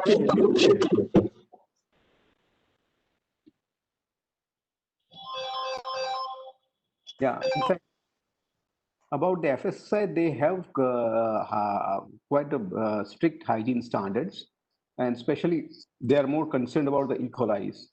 And E. coli is a very big issue in ice cream industry, and it requires complete set of a lot of precautions have to be taken at the plant. And apart from that, of course, our standards are in terms of coliform and bacteria. They are also quite strict. It is almost as comparable to US standards. So FSSAI is already very much strict on the hygiene part. Apart from that, they are also coming out with the new standards categorizing the dairy and non-dairy ice creams. So they have internal discussions going on. I'm sure that Hindustan Lever is also very much keen on non-dairy ice creams. So those standards are definitely they are going to come soon. That's what I see. Okay, thanks, Mr. Gandhi, on the response. A few other questions, and now I'm coming to you, Anindya. The question is, do we see a V-shaped or U-shaped recovery of ice cream segment? Again, combination of questions on immunity focus and how you look at the government support. A combination of questions you can answer on that, please. Right. So first, to address your question on the how the recovery will happen, and I think as Himanshu was saying that internationally it has been a good V-shaped recovery. We experienced that in Japan and Korea also. Lotte has ice cream businesses there, and it kind of had a sharp recovery and settled down at a lower level. However, I think with the high amount of penetration in the Western countries, which made the recovery to come back in a V shape, we don't have that level of penetration. It is not part of everyday life of every consumer here, which will be missed, and therefore immediately will come back. There has been a disruption. It will take a little time for the consumers to come back and have the same amount of consumption with the same regularity of consumption to come back. So my take would be it will be a little U-shaped recovery, or more it will be more like a step up every time and then stabilize and then step back, one more step up. So it will be more a staircase recovery if you were to picture it than a sharp V recovery. That is to me the best case scenario. Okay, and the question on what confidence, I think it's more of a generic question, not only for ice cream, for outdoor eating, as in you can give your inputs, but I think it still remains challenging that way. Please. No, absolutely. Outdoor eating will remain a challenge, and therefore the ice cream consumption, which was on premise, which is outside home, will continue to be challenged till the pandemic is on. Till people have not got completely feeling that everything is normal and they can go out as freely as they used to go out before. So on-premise consumption of whichever kind, whether it is a hotel, restaurant, or in an office or a college canteen, will continue being constrained. Okay, okay, fair. So now we have only last 2-3 minutes left. So I will have just one quick round from all the panelists, and maybe your quick takeaway or learning that you can mention post-COVID that you have learned and that you will incorporate going forward as well. So starting with Mr. Gandhi. Yeah. Retail reach, that's what I learned in this period. Retailer reached at the retailer level, that's more important. Okay. Okay. From my side, I can say that by association and government of India, they have to make a point that the consumption of ice creams or the consumption has to be increased. From my side, thank you. Okay, clear. Anindya? Yeah, so I think one learning was we have to fasten the pace of penetration of ice cream and so that we are have a critical we are quite vulnerable as an industry right now, and the sooner we get to a threshold, we will be able to manage or face a disruption like this far better as an industry. Okay, okay, and finally Himanshu. I think to add to what the other panelists have already said, I think being ready for a post-COVID world, which will be a lot more digital in terms of its uh, ordering, consumption, etc. And in many ways, probably our offices being this way. Okay, I think most of the points I clearly agree with. So thanks a lot. It has been a good discussion in terms of getting insights from our esteemed panel colleagues, learning from what you have done so far. And I can clearly see that, yes, this year hasn't been that great. And but we are looking forward to how industry as a whole will rebound and come back to the normal situation and maybe better than in the coming year, next year onward. And clearly we are looking at certain trends coming in the market and different formats, whether it's digital adoption or moving into different kind of products. Maybe innovation not really the priority right now, but going forward again we will come back to that. And ice cream as an intelligence category, I think as a consumer we would love to have it on a regular basis. So thank you, gentlemen. I think it has been really good listening to your thoughts. Thanks once again to all of you, Anindya, Himanshu, Girish, and Mr. Gandhi, all of you. Thanks a lot. Thank you. Back to you, Ronak. Thank you. Thank you, Mudgal. Thank you. Thanks, everyone. Thank you, Mr. Mudgal, and thank you, esteemed panelists, for that excellent session. Ladies and gentlemen, we would now be beginning with our next business session, the business session 2, which is on the ice cream and frozen dessert trends, innovation, and changing consumer insights. May I welcome the esteemed speaker, the session moderator, Mr. Arvind Das, Chairman, CII National Committee on Allied Sectors in Agriculture and former Chief Operating Officer, Godrej Tyson Foods Limited.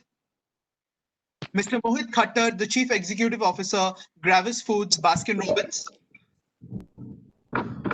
Sonal, the Chief Executive Officer of White Cup. Mr. Ashish Nahar, the Managing Director of Fun India Dairy. Mr. Pradeep Pai, the Managing Director of Hangyo Ice Cream. Welcome all esteemed panelists. Mr. Arvind Das, over to you for the session. Thank you. Thank you. Thank you so much for bringing me in. And it's good to see Mr. Mohit Khattar after a long time. Hi, My Arvind, ex-colleague, how are you? and Ashish Naji, and Sonal, and Pradeep Paiji.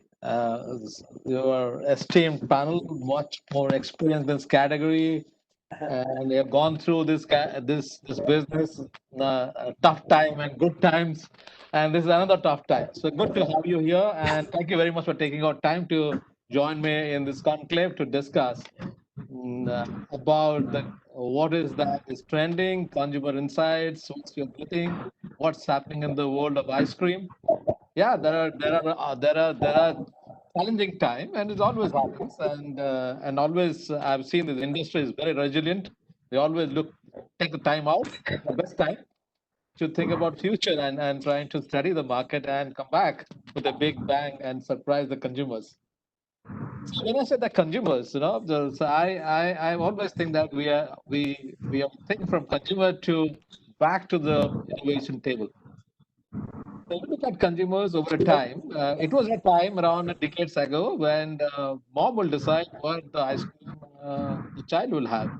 There are the chances, the seasonality challenges. Oh, no, no, your exam time, you should not eat anything cold, so you'll have a cold. Or it is a winter time things.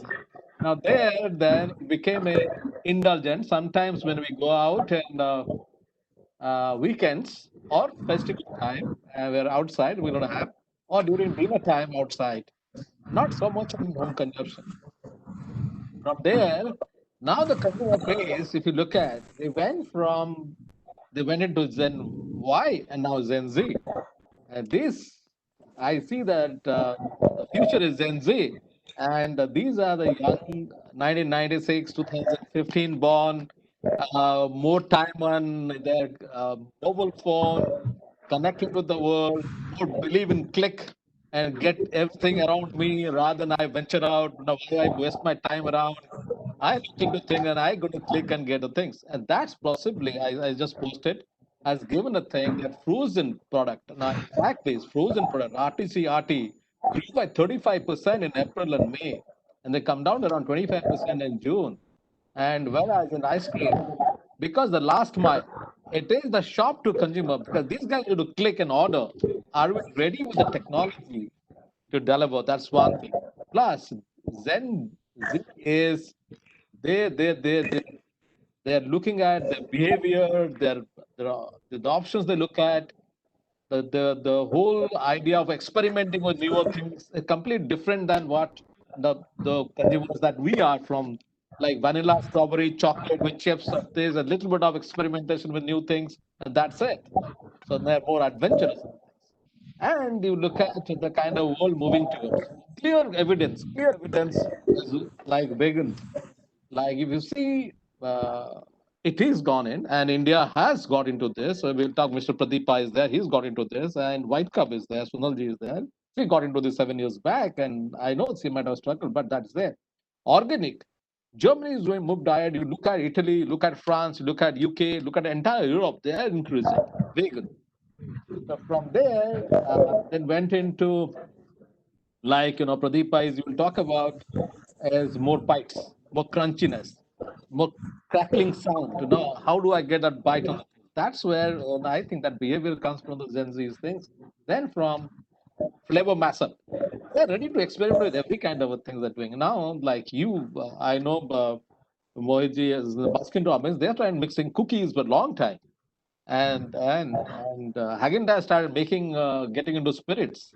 So those kind of things, and savory and salts like caramel with salty caramels with all kinds of things. Then pastries and ice cream. A lot of things are happening around this world, and possibly India is getting there, and world has become very very small, and experimentation is happening. So with that, let me get in Mr. Mohit Khattar, Chief Executive Officer, Gravis Foods, Ice-Cream Robin Brands, and welcome, Ms. Hi, Arvind. Chief Executive Officer, White Cup. Very bold move 7 years back, and we're going to talk more about it, how it is going, and vegan eyesight.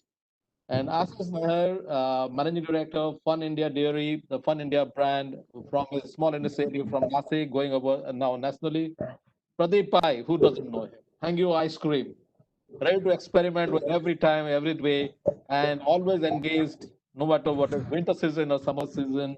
Launched vegan, talking about uh, uh, crunchy bites, and so he knows the trends, what is happening. Welcome, Mr. Pradeep Pai. Welcome, Mr. Neils Assis Nair. Welcome, Ms. Sonal, to this panel discussion. And now, at the beginning, let me ask you to introduce yourself, starting from Mr. Mohit Khattar. Please. Sure. Am I audible? Yeah, you are. Okay. So good evening, everybody. My name is Mohit Khattar, as Arvind mentioned, and I am the CEO for Gravis Foods. Gravis Foods is better known for India and for various other countries in the subcontinent. Baskin-Robbins has been in India for now close to about 28 years and has been largely perceived as a brand which operates in the premium segment in the market. So most of our brand love comes from consumers who like a variety of flavors, and that's what we are really known for. Number one. Number two, we have today, of course, as a brand, Baskin-Robbins internationally operates in 70 to 80 countries, operates about 7,000 odd restaurants across the world. And of these restaurants, roughly about 700 of these parlors we operate in India as well, with a presence across multiple channels, multiple cities, etc., etc. So lovely to meet the other panel members and hope to have a good discussion. Thank you, Mohit. Now anyone can go in, Mr. Pradeep Pai or Sonal or Mr. Ashish. Yeah, this is Pradeep Pai, Managing Director of Hangyo Ice Creams Private Limited. We started first dairy business in '89. Then in 2003 we started ice cream business, diversified into ice cream, and last 17 years we are in ice cream business. Already present in 7 states of South India, including Maharashtra, Southern Maharashtra and Mumbai. So having a channel of almost 260 distributors with about 14,000 retailers at the moment. I started from a tier 2 city, then entered up to Mumbai in the last 17 years journey.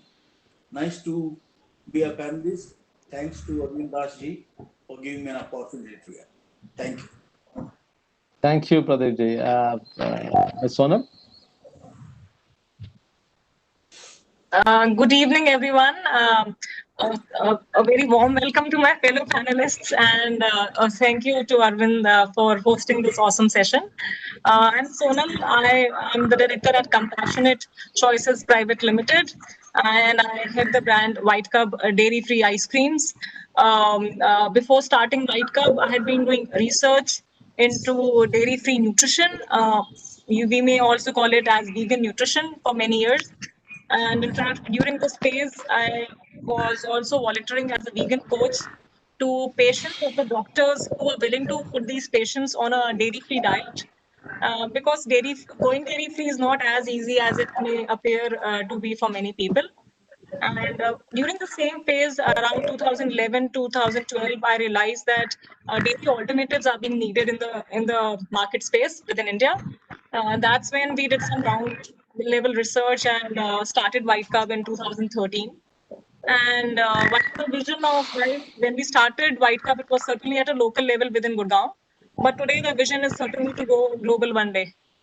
So yeah, so that's with me for now.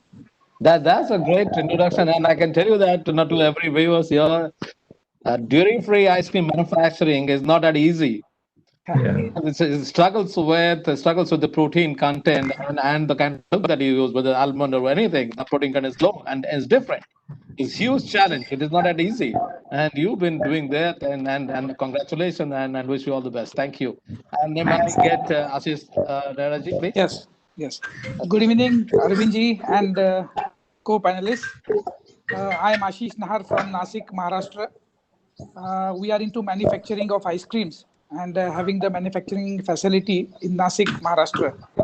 Actually, we are the first one to come with the concept of Make in India in ice cream industry.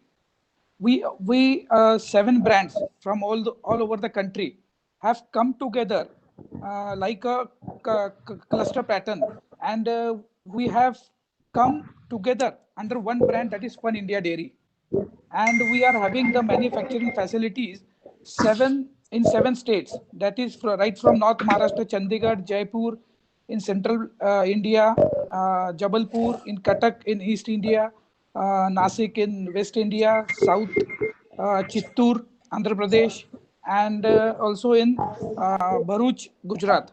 So we are having 7 manufacturing plants and the distribution channel in more than 10 states. So we are manufacturing the commercial version of ice creams, that is cone, cups, party packs, and we manufacture 92 flavors of ice cream. And we also have a chain of restaurants in North Maharashtra called the Indian Kitchen. And precisely, I'm also the joint secretary for IICMA, that is Indian Ice Cream Manufacturers Association. It's really a pleasure to be a panelist in this session. Thank you. SSG. Thank you, SSG, for that lovely introductions. Thank you, all the panel members. Now, let me begin the whole discussion here. So, my first question to all of you. Like, this last year might have prepared for this year. This year, generally, the ice cream industry prepare for the next year, summertime. That's a big selling time. In your view, what trends that you saw last year, and how was your preparation for this year selling out? So, can you please come in, each one of you, for 1 minute and talk about it, and then we go to the next question. We have started to focus more on a product innovation rather than segment last year. Meaning we went only more diversity in our range of ice creams, in focusing different varieties and flavors. We launched on 15th of March Yo series, which is a gourmet series. It was having chai mekka malai, petals, almond rocks, choco hazelnut, and brownie fudge. All these 7 varieties were launched keeping a niche market of the market segment. Uh, Post-COVID, the situation was different. Shall I talk about post-COVID also? I'll come to that next question. Okay. So, anyone else? Should I go? Please jump in. Okay.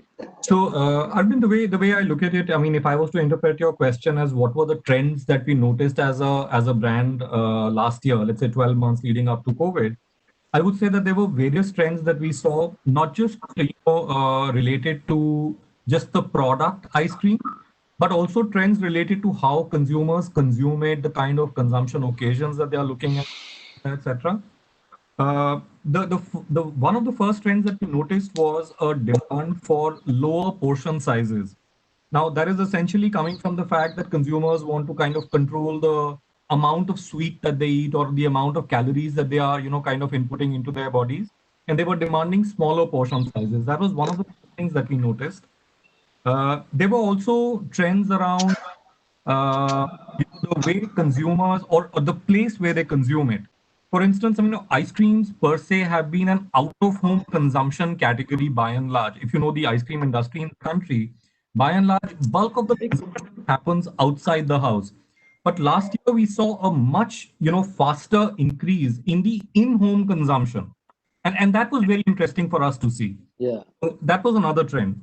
There are, of course, trends related to the product itself, in the sense that I think there is a move towards products with greater fruit content, for instance.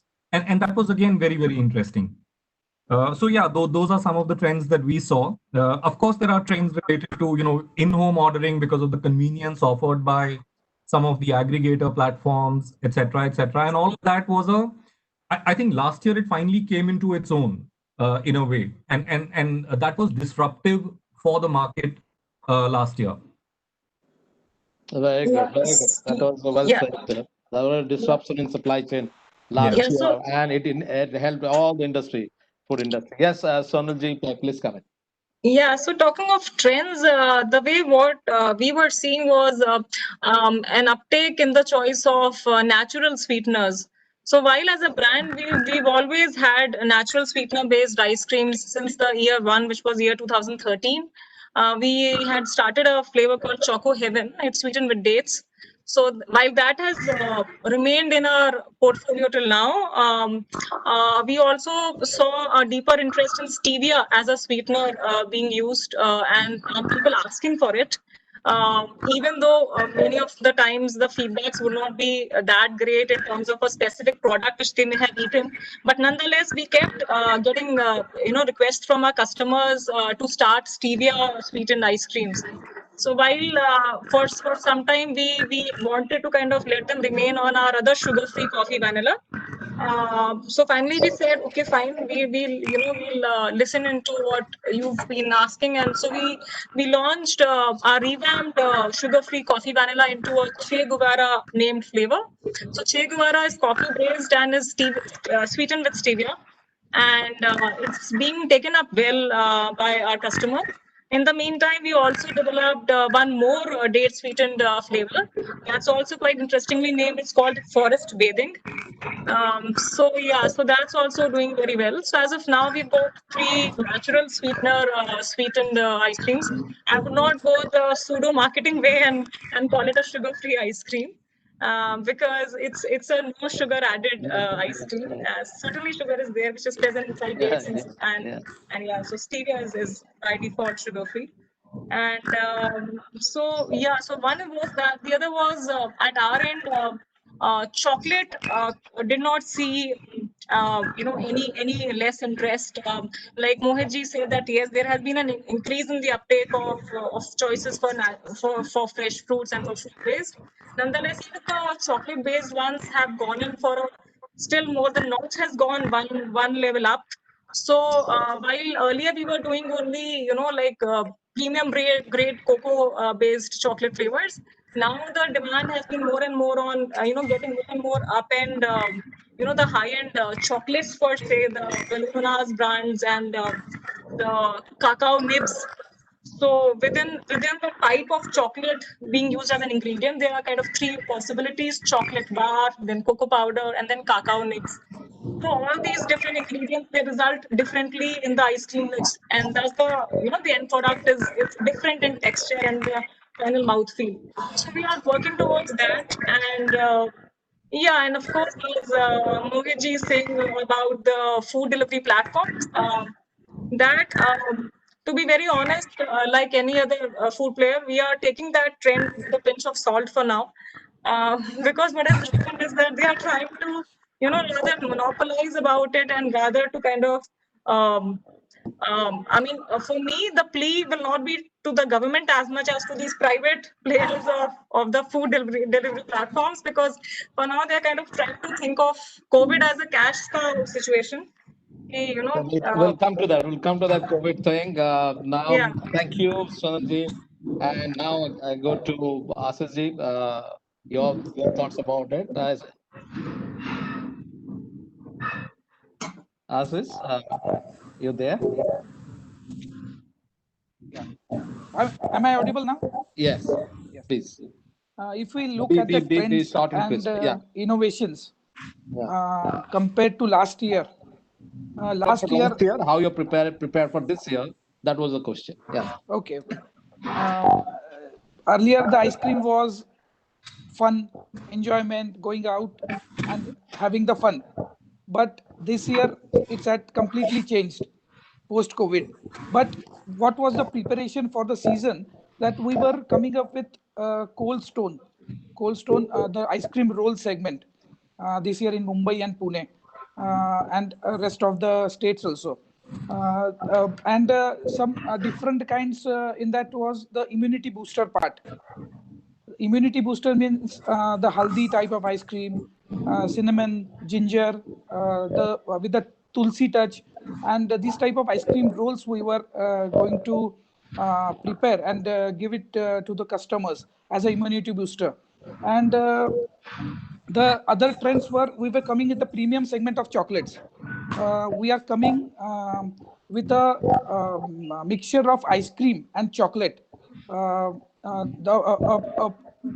A product which is in between of ice cream and the chocolate, and it will not need a minus temperature. The main hurdle for selling ice cream is that you should maintain the temperature till the last customer or the last consumer eats that ice cream. So we were coming up with this trend of in this year. Thank you. Thank you. Thank you so much. And pretty well said from gourmet to the. It is not about what is the calorie content in ice cream. The consumer started, okay, you can't provide me low calorie or a minimal calorie thing. So I'll take a portion size lesser so that I can control my calories. Well said there. So there is a need there. And then we went into natural sweetness. That's fructose versus natural sweetener. That's a pretty big things, and those are the things which is pretty important to think. And the disruptive supply chain, which is big way helping the food industry. Now, my next question I'm going into that now this COVID challenges came in, and suddenly the consumer started looking at its food differently. He started like when I was talking to my colleagues in Australia, New Zealand, and US, and other countries, European countries, they said for us as a research and development food scientist, it is not. For past few years, health used to be top 10 things to be focused in research and development. They said now it is immunity. That is scoring much higher than any other trend that they're looking at. So that as a researchers and as a food scientists, they're looking at that. Then you come on to our country, Amul went ahead and delivered a healthy flavored Ice cream. milkshakes and ice cream and going ahead. So anything as a milkshakes will come to the ice cream definitely. So there is curcumin, there is the people are looking at immunity as a thing. So they started talking about the seeds. Consumption is increasing in India. Seeds, various seeds with pumpkin, whatever seeds and everything is increasing. Chia seeds and so now you see these entire consumer is shifting its mind. Okay, I am going to be pretty serious about immunity. They were not concerned about they're concerned about health. Now they're concerned about immunity. Looking at that, now going ahead, how do you see as industry experts and you are affairs of your businesses? How do you see that your innovation is taking a shape for addressing this in the next season? Please go ahead. Please be short and crisp because we are running out of time. So too many questions coming. Okay. Yes. Yes, Sonal, you can start. If you could rephrase your question in brief. I'm rephrasing. So suppose like after the post-COVID, the consumer's entire choice of food is revolving around immunity now because that's a global trend, research and development. When I was talking to various food scientists from across the world, few countries, that's the top buzzword. So consumer also looking at. You see the Amul delivering very quickly a curcumin-based flavored milk and ice cream, and there are also trends in consumption and seeds. Okay, chia seeds, pumpkin seeds, everything is increasing. Yeah. So looking at that, moving from that, what we see in the last 1 year of the whole development platform is the development platform is going to change for next season. Yeah.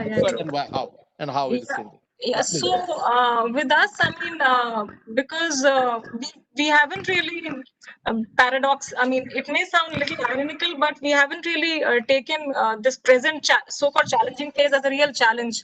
All we can see is opportunities ahead of us. Maybe because that's partly to do with the fact that one of our key ingredients in our ice creams has been coconut milk, Arvind. And coconut milk is heavily endowed with lauric acid. Lauric acid is the same biochemical which is also present in mother's milk. And apart from mother's milk, the only one food substance which in which it is present in abundance is coconut milk, and it provides a huge amount of immunity. Coconut milk earlier has been used. Coconut has been earlier used in the research for AIDS medicines, and is presently being used for research into COVID medicines. So that ways we've rather seen an increase already in the demand for our products because our products are coconut milk based. So we are pretty confident about the immunity part from that aspect. As far as the flavors as a brand, we are very clear that we shall not be compromising on the fun part of an ice cream. And within the fun imagery, as much of immunity stuff we can handle. We can Chavanprash and all the Giloys and the Amlas of the world. Yes, we are happy to experiment. But yeah, finally we are fun-loving species at heart. This Thank you. is, yeah. Thank you. So, Mohitji, any comment on Yeah, that? sure. So, Arvind, I would not restrict myself to only immunity boosting as a trend. The way we look at it, in general, the levels of health consciousness amongst consumers is at a significantly higher level. One, because the Gen Zs that you mentioned at the beginning of the session. I mean, today a 20-year-old is far more health conscious than a 50-year-old. Believe me, he's far more conscious, not just about calories, but about the sugar, about the fat, and about the carbs, and so on and so forth. The levels of awareness of these things is today significantly higher than what it used to be. Keeping this in mind, and we didn't want to go in for a knee-jerk reaction. We didn't want, we'll introduce 2 flavors, under Baskin Robbins, which offer a certain benefit, because it becomes really difficult to sell those products after a while. What we have done is that we have introduced an entire brand, essentially focused on the younger generation. It is not under the Baskin Robbins umbrella. It comes under a different brand name. It's called the Brooklyn Creamery. The Brooklyn Creamery products are basically, they offer 50% lower calories than conventional ice creams. They offer 50% lower fat than conventional ice creams.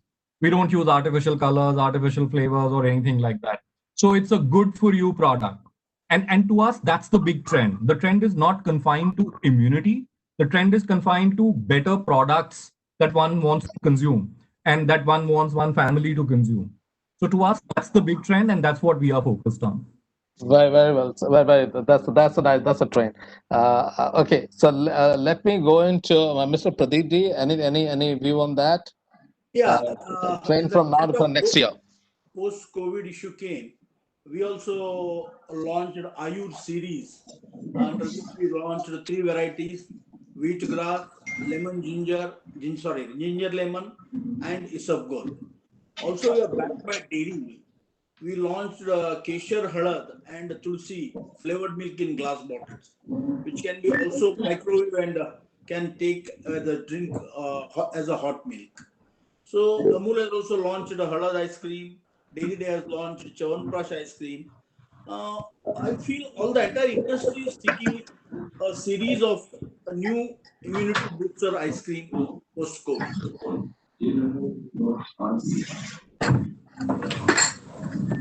Okay. Okay.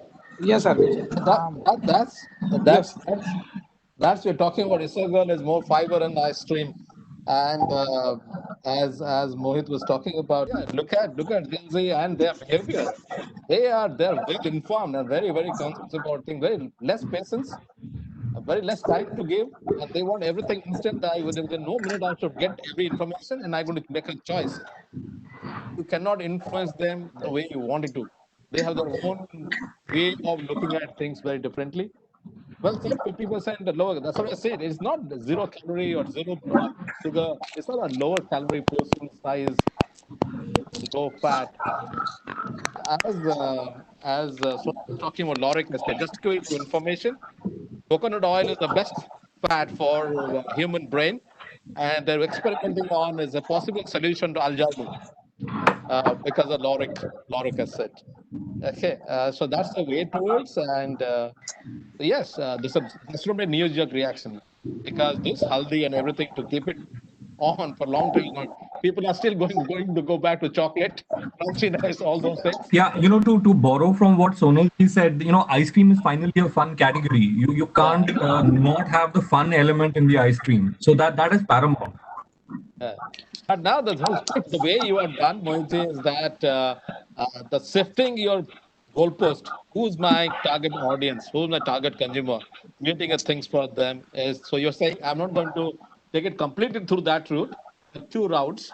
I'm going to keep addressing those new emerging future Absolutely. See, the thing is that we can also do it under the Baskin Robbins brand, but it becomes very difficult because consumers know your brand for a particular benefit. They know it as a fully indulgent set of ice cream products that you offer.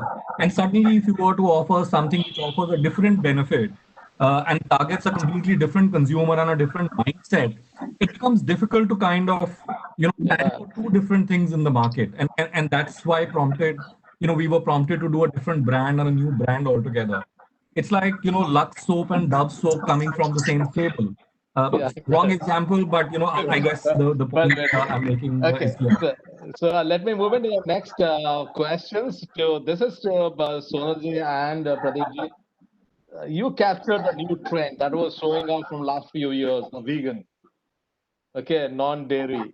and you could see it. You could comment. Could you please tell the viewers and participants that what it how it is going in the last 5 7 years? What is the response and how is things happening there in that? And also to in that, I'm going to come back to Mohitji about what do you think the trend of keto foods that's picking up? So these are two questions. First question to Sonalji and Pradeepji, and keto foods to Mohitji and Ashish. Thank you. Yeah, with me, Arvind, it has primarily been, to be honest with the panel, it has primarily been a quest to do animal free foods, and not as much as seeing that opportunity in the vegan space. So for us, in fact, when I started, there was no gap. All I could see was a wall, a wall with brick made of dairy all over. So how do I break that wall and then make that gap happen myself? So I think that was the initial moment for us, to actually break the ice and to encourage the people who are wanting dairy-free products to actually start asking for them. So we started primarily out of a genuine need to serve the people, and yes, I admit that initial days were pretty. I mean, I would not really wish everyone around to have that similar phase, but we persisted, and players like Godrej Nature's Basket were one of our primary, support partners, I'll say, during that phase. And in fact, Mohitji was himself around during that phase. So we kept on getting the right people, and the right ecosystem to support us in our journey. So initially it was all about generous support from the industry players, from the market segment, from people being rightly encouraged by us to start asking for these flavors, to start giving their feedbacks to dairy companies to do more and more sorbets. कि यार अगर milk वाला type का texture नहीं बना सकते हो तो सॉर्बे ही बना के दे दो. So because even sorbets were not there earlier with many players. A good journey. So yeah, but so that's been our kind of phase. And in fact, I must add here the value of little middle-aged onwards generation customers. So unlike the popular perception that vegan is being taken up only by the Gen X or the Gen Y, with us, the majority of the customer base is actually of 40 onwards, Arvind. So, So yeah. that is astounding. That's good. Yeah, so health coaches refer their patients to us. It is not as much the doctors; it is the health coaches, and then the the cult fit membership. So those kind of groups, they come on to us. So yeah, so we have that specific, I'll say, and also I've seen that more and more of free-willed people, if I can say that. Like people who have no inhibitions as it is about what someone might say. So, because when you drop dairy initially, there is so much of stigma around the whole thing that even if the doctor has prescribed you to go off dairy, still people feel conscious and kind of, actually, is the doctor in his right senses to actually. So that part, so usually our customer base is such that these are very strong-willed people, not concerned about how they may be bullied. Yeah, it's a tough thing. It's a tough game, but you cracked it. And that's a trend. And Pradeepji, you launched vegan on the go. So what made you just in very quick comment? Because go to next comment because we're running out of time. We had the technology from Coconut Research Foundation from Kerala, and we launched in 2017 in 2 varieties by using coconut milk, coconut and coconut. It added the value of our range of products. We have about 63 varieties with about 160 SKUs. Definitely, it has given an addition to our basket, but percentage-wise, it is total volume comes less than 1%. Even no added sugar, also similar situation. people prefer it, but at the same time, it is not giving a bigger volume in the whole basket. And with vegan, the issue is 3 months life, and we are in more in a distribution model. So by the time it reaches to distributors, retailers, and the customers, almost 50% time is elapsed. So there are some issues we are facing with vegan. Good. So that there are some challenges there, and the consumer Yeah. is expecting it's growing slowly, but slowly the customer base is increasing. yeah, that's a positive sign. So now, I talked about keto foods. That's a catching buzzwords, catching up with those young guys. Is there anything there? Anything as ice cream Well, possible? not in the ice cream industry yet. I guess the ice cream industry has other challenges. Like, I mean, like Girishji was mentioning that no sugar added products or products for diabetics. I mean, that itself is a huge opportunity. We have 200 million diabetics and pre-diabetics in India, and as of now, we don't really have a focused brand, for them. So to my mind, that itself is a lower hanging fruit. Keto is like, much above. Vegan would be next, and then would be possibly paleo and keto and so on and so forth. But yeah, I mean, would that be an opportunity? Yes, it could be an opportunity once we've kind of Correct. the lower hanging fruit. I'll just tell you that everyone that in 2002 I came across stevia, probably possibly the first Indian to come across with the patent holder in Southeast Asia. I looked at it and everything. So that now after so many years it's trying to catch up. More research has to go through because stevia infused products have a different taste and different things. So more research has to go in to address. But definitely, as Modi said, as diabetic, number of diabetic patients in India, due to the new definitions of the medical science in every doctors, is much huge, and then we to address that.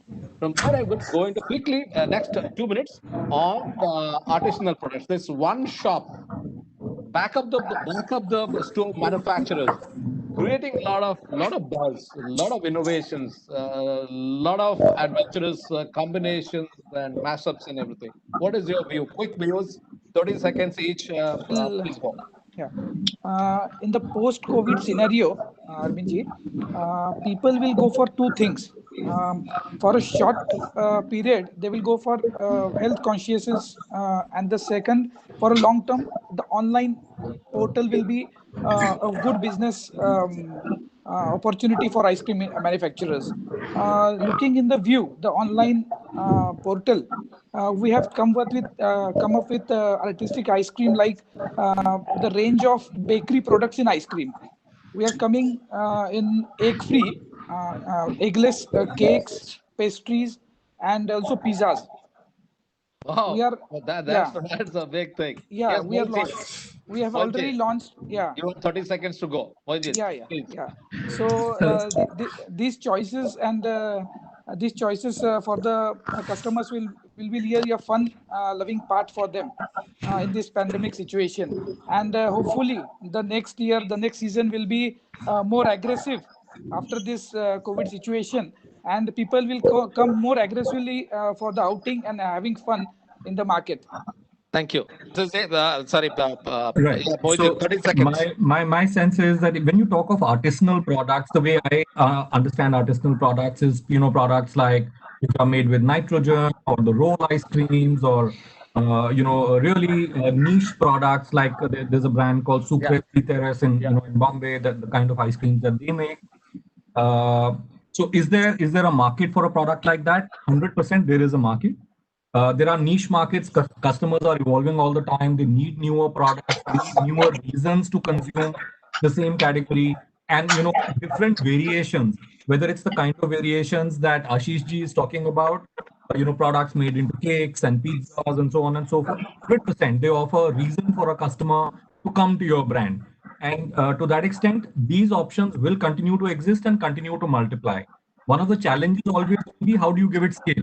That will always be a challenge. Yeah, But will the opportunity exist? The opportunity will definitely exist. there's a one city kind of opportunity, and it's going to Some be of those very niche things, maybe one city, one store, but things like cakes, pizzas, etc., they have a much larger opportunity. yeah. So thank you so much for that. Can we open out now to the for question answers? Is there any questions there? Otherwise, I don't think there are any questions. So now the last, can I ask every one of you one-liner in consumer trends and post-COVID scenario, one-liner. What is going to do with your business? What are you doing? One-liner. We want to get into high protein ice cream with low calorie. It's great. Yeah. Next. I'm looking. Yeah. So with us, may I? Yeah. Yeah. So with us, it'll be a combination of yet more and more of natural sweetener based and more of keto. So we have seen a rise in requests for keto. You are board mover all the time. All the time board movers are good. For Okay. us, individually for our brand, we'll go for a health conscious ice cream, and as an industry, we will try to increase the per capita consumption of the customer in India. Now, Mohit, the last. So, from our perspective, there are all kinds of customers, and we would continue to grow both our brands, Baskin Robbins for the indulgent consumption occasions, and the Brooklyn Creamery for products that are good to in the healthier space alternative. And we believe there is an equal market, growing market for both the brands, and our attempt would be to grow both of them equally. Yeah, that's a great thing from my side. One fun thing and end is that you can look at the North India and the Kerala consumption of spirits and spirit infused ice cream. You see it. Thank you The so rum much. ice cream, Arvindji, the rum ice cream. Government. Yeah. You said no. Ramen region is still there. So You need a hard liquor license to sell those products, Arvind. Yeah. Possibly that the bars will start have ice cream bars like North Kuala Lumpur. So thank you very much for taking your time from busy schedule and joining me on this panel discussion. Great discussion, great insights, and I hope that everyone had a great fun time here. The post-COVID scenario is not a partner; it is opportunity for time to come. Thank you so much. Thank you so much. Thank you, Thank you, everybody. Thank you, Pradeep. Thank you, Bye-bye. Ashish. Thank you. Thank you, panelists and Mr. Das for the excellent session and the beautiful discussion. Ladies and gentlemen, kindly be seated as we will be slightly starting off with the next session.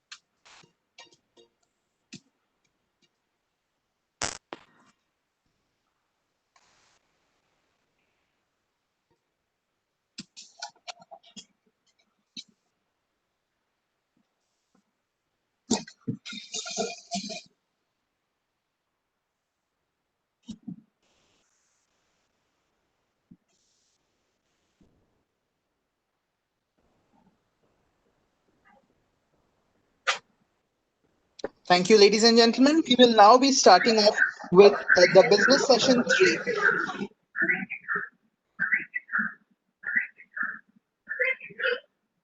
Technological advances and cold chain strengthening the supply chain. May I first welcome the esteemed speakers. The session moderator, Mr. Ajay Kakra, leader, Food and Agriculture, PwC India. Mr. Shrikant Subramaniam, General Manager, Marketing, Blue Star Limited. Mr. Rahul Ganapati, co-founder and CEO, Atsuya Technologies Private Limited. Mr. Hemant Nayak, Vice President, Supply Chain and Strategy, Kamat's Our Times Ice Creams Private Limited. Mr. Sanjeev Chatterjee, General Manager, Operations, Foods and Refreshments, Hindustan Unilever. welcome our esteemed speakers and panelists. May I now request Mr. Ajay Kakra to take over the session. Over to you, sir. Thank you.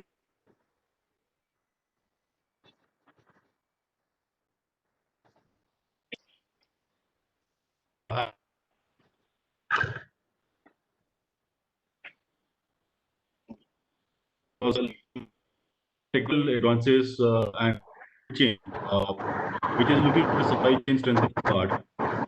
Before we get into a deep dive, I'll just start off with a small thought, and I'll just ask a small introduction from our esteemed panelists. In fact, although they've been introduced, but before we get into the discussion part, let me just again ask each one of them to give a formal introduction. Starting with Shrikant. Shrikant, are you there? Yeah. I cannot see you right now. Yeah, I'm there. Okay. Just, yeah, briefly, if you can introduce yourself, then we'll just move it on. Yeah.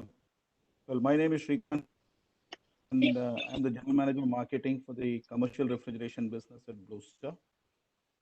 And in commercial, with a range of products, starting with our storage water coolers, our deep freezers and cold rooms.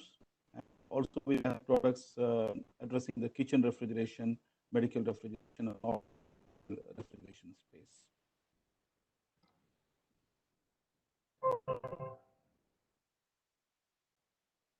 Hey, Shrikant, you're not audible.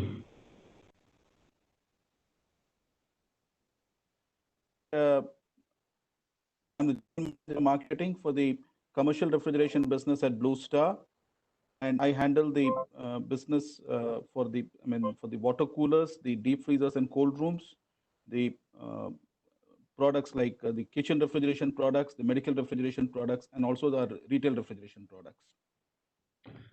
Thanks, Shrikant. And we know that Blue Star has been there for quite a long time. You've been a prominent player Yes. here. And I've been associated with this industry for quite some time. Yeah. Thanks, Shrikant. Move to Rahul. Rahul Gangopadhyay. Yeah. Yeah. Hello, everyone, and myself, Rahul Ganapati. I'm the co-founder and CEO of CII Technologies. We are an IoT company focused on solving the problem of food wastage and energy wastage. And we serve the dairy and ice cream market predominantly in India and the APAC region. All right, thanks, Rahul. Thanks. We understand that we have a techie with us who is completely into the technology aspect of it. We'll be coming to the technology part shortly from you. I'll just move on to Hemant Nayak. Hemant, are you there? Yeah, can you just briefly introduce yourself? Sorry, we can't hear you, Hemant. You're on mute. Hey, thanks, Ajay. Thanks. Yeah. Hello, everyone. Before I start with my introduction, it's come at our times, and the brand name or trade name with which we are known is Natural Ice Creams. So I represent Natural Ice Creams, and I am looking after the strategy spanning out and the supply chain part of it. And now, as we are going to talk about cold chain, this is one of the area which I am related to for over almost 20 years. So that's in brief. I think I can introduce myself with. Sure, Hemant, a brief introduction. Sure. I'll now move to Sanjeev Chatterjee ji. Sanjeev, can you briefly introduce yourself, and then we'll start off with the discussion part.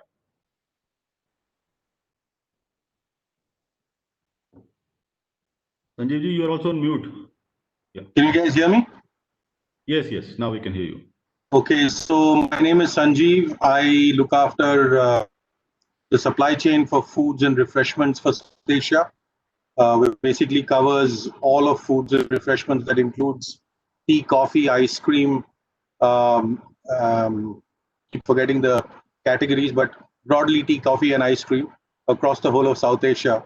Happy to be here. Thanks a lot, Sanjeev ji. I think your experience would be really helpful here when we are talking of the how the technology has changed the supply chain, and especially in the COVID environment. So moving on, just for a check for our audience, In case if you have any question and answer or any question from the panelists, you can put it in the message board. That would be redirected to us. So, and we will be taking up the questions in the last part of the discussion.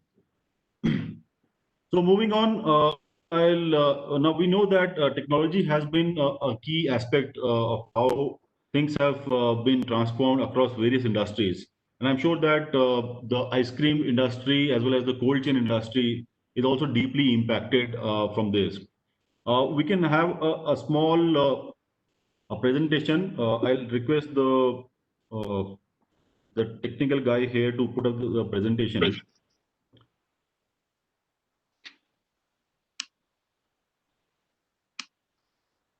Yeah. Sorry, from CII?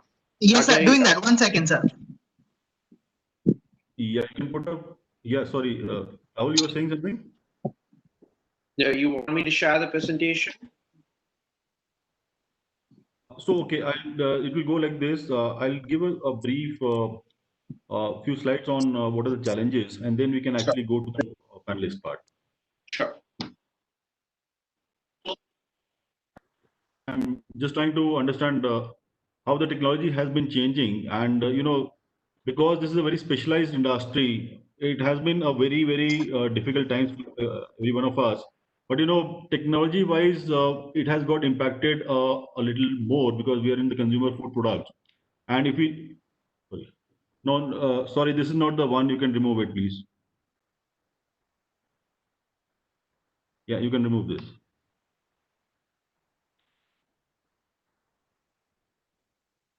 CI, yeah.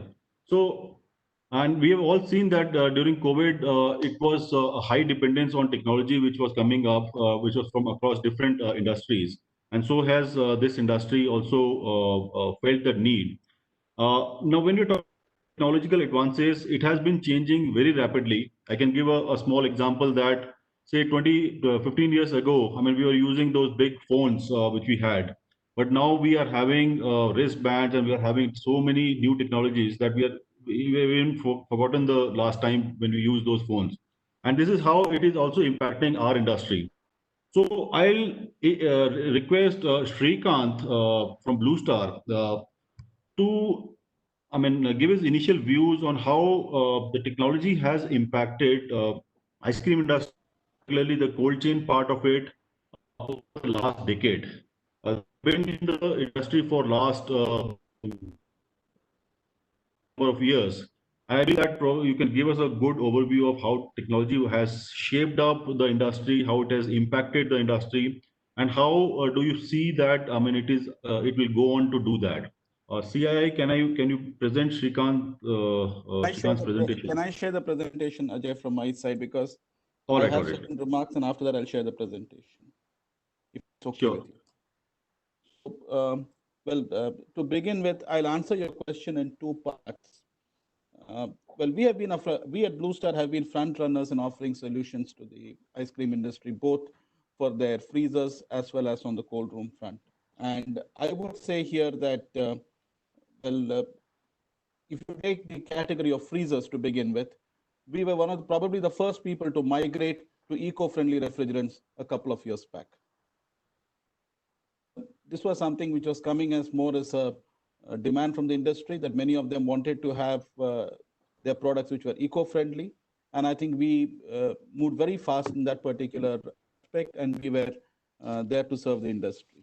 The area where we moved very quickly was again with regard to offering eco-friendly panels on our cold room front, where we set up the first facility for manufacturing cold room panels with cyclopentane as the foaming agent at our plant near Wada, which came up on the audio-visual a short while back. We have also invested quite heavily on the R&D, I would say, to come up with products which are very much related to the industry, keeping in tune with the trends that are evolving as far as the particular industry is concerned. The best example I can state here would be the migration from the chest type freezers to the hard top freezers and the curved glass top freezers that happened over a period of time. And today, if you see most of the ice cream industry, the demand is for the glass tops, even in the tier 3, tier 4, and smaller markets.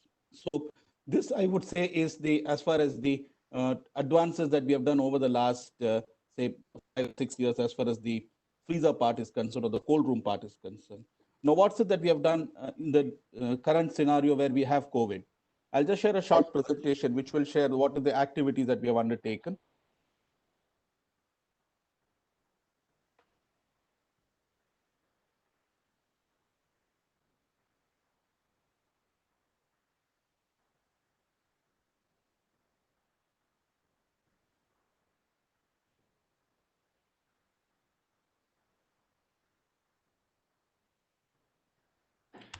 Shrikant, may I remind you that you need to be a little short and clear? It will be a short, it's a very short presentation. There's limited time. Yeah, please. So we are offering the IoT solution in the cold chain, wherein you can definitely monitor the performance of your freezer or your cold room. In the case of freezers, you can monitor the performance at even the retailer points. What is the temperature being maintained by it? What is the location of the freezer? Because this is one problem which keeps coming to us from the ice cream industry, that a lot of freezers are not traceable. We can also monitor the door openings. We can offer the power sequence, and various reports can be furnished to the ice cream players on the usage of their freezers. I mean, the entire thing is with regard to the location of the freezer, the temperature, as I mentioned, also the device power sequencing. So this is something, again, we have worked upon and we can offer to this industry. And I would also say the performance of the freezer and also on the servicing part, we have reached out to the industry because today we have tied up with them wherein we share our data as far as the service calls are concerned on an online basis with many of the ice cream players. So that is one more activity which we have taken up as far as this industry is concerned.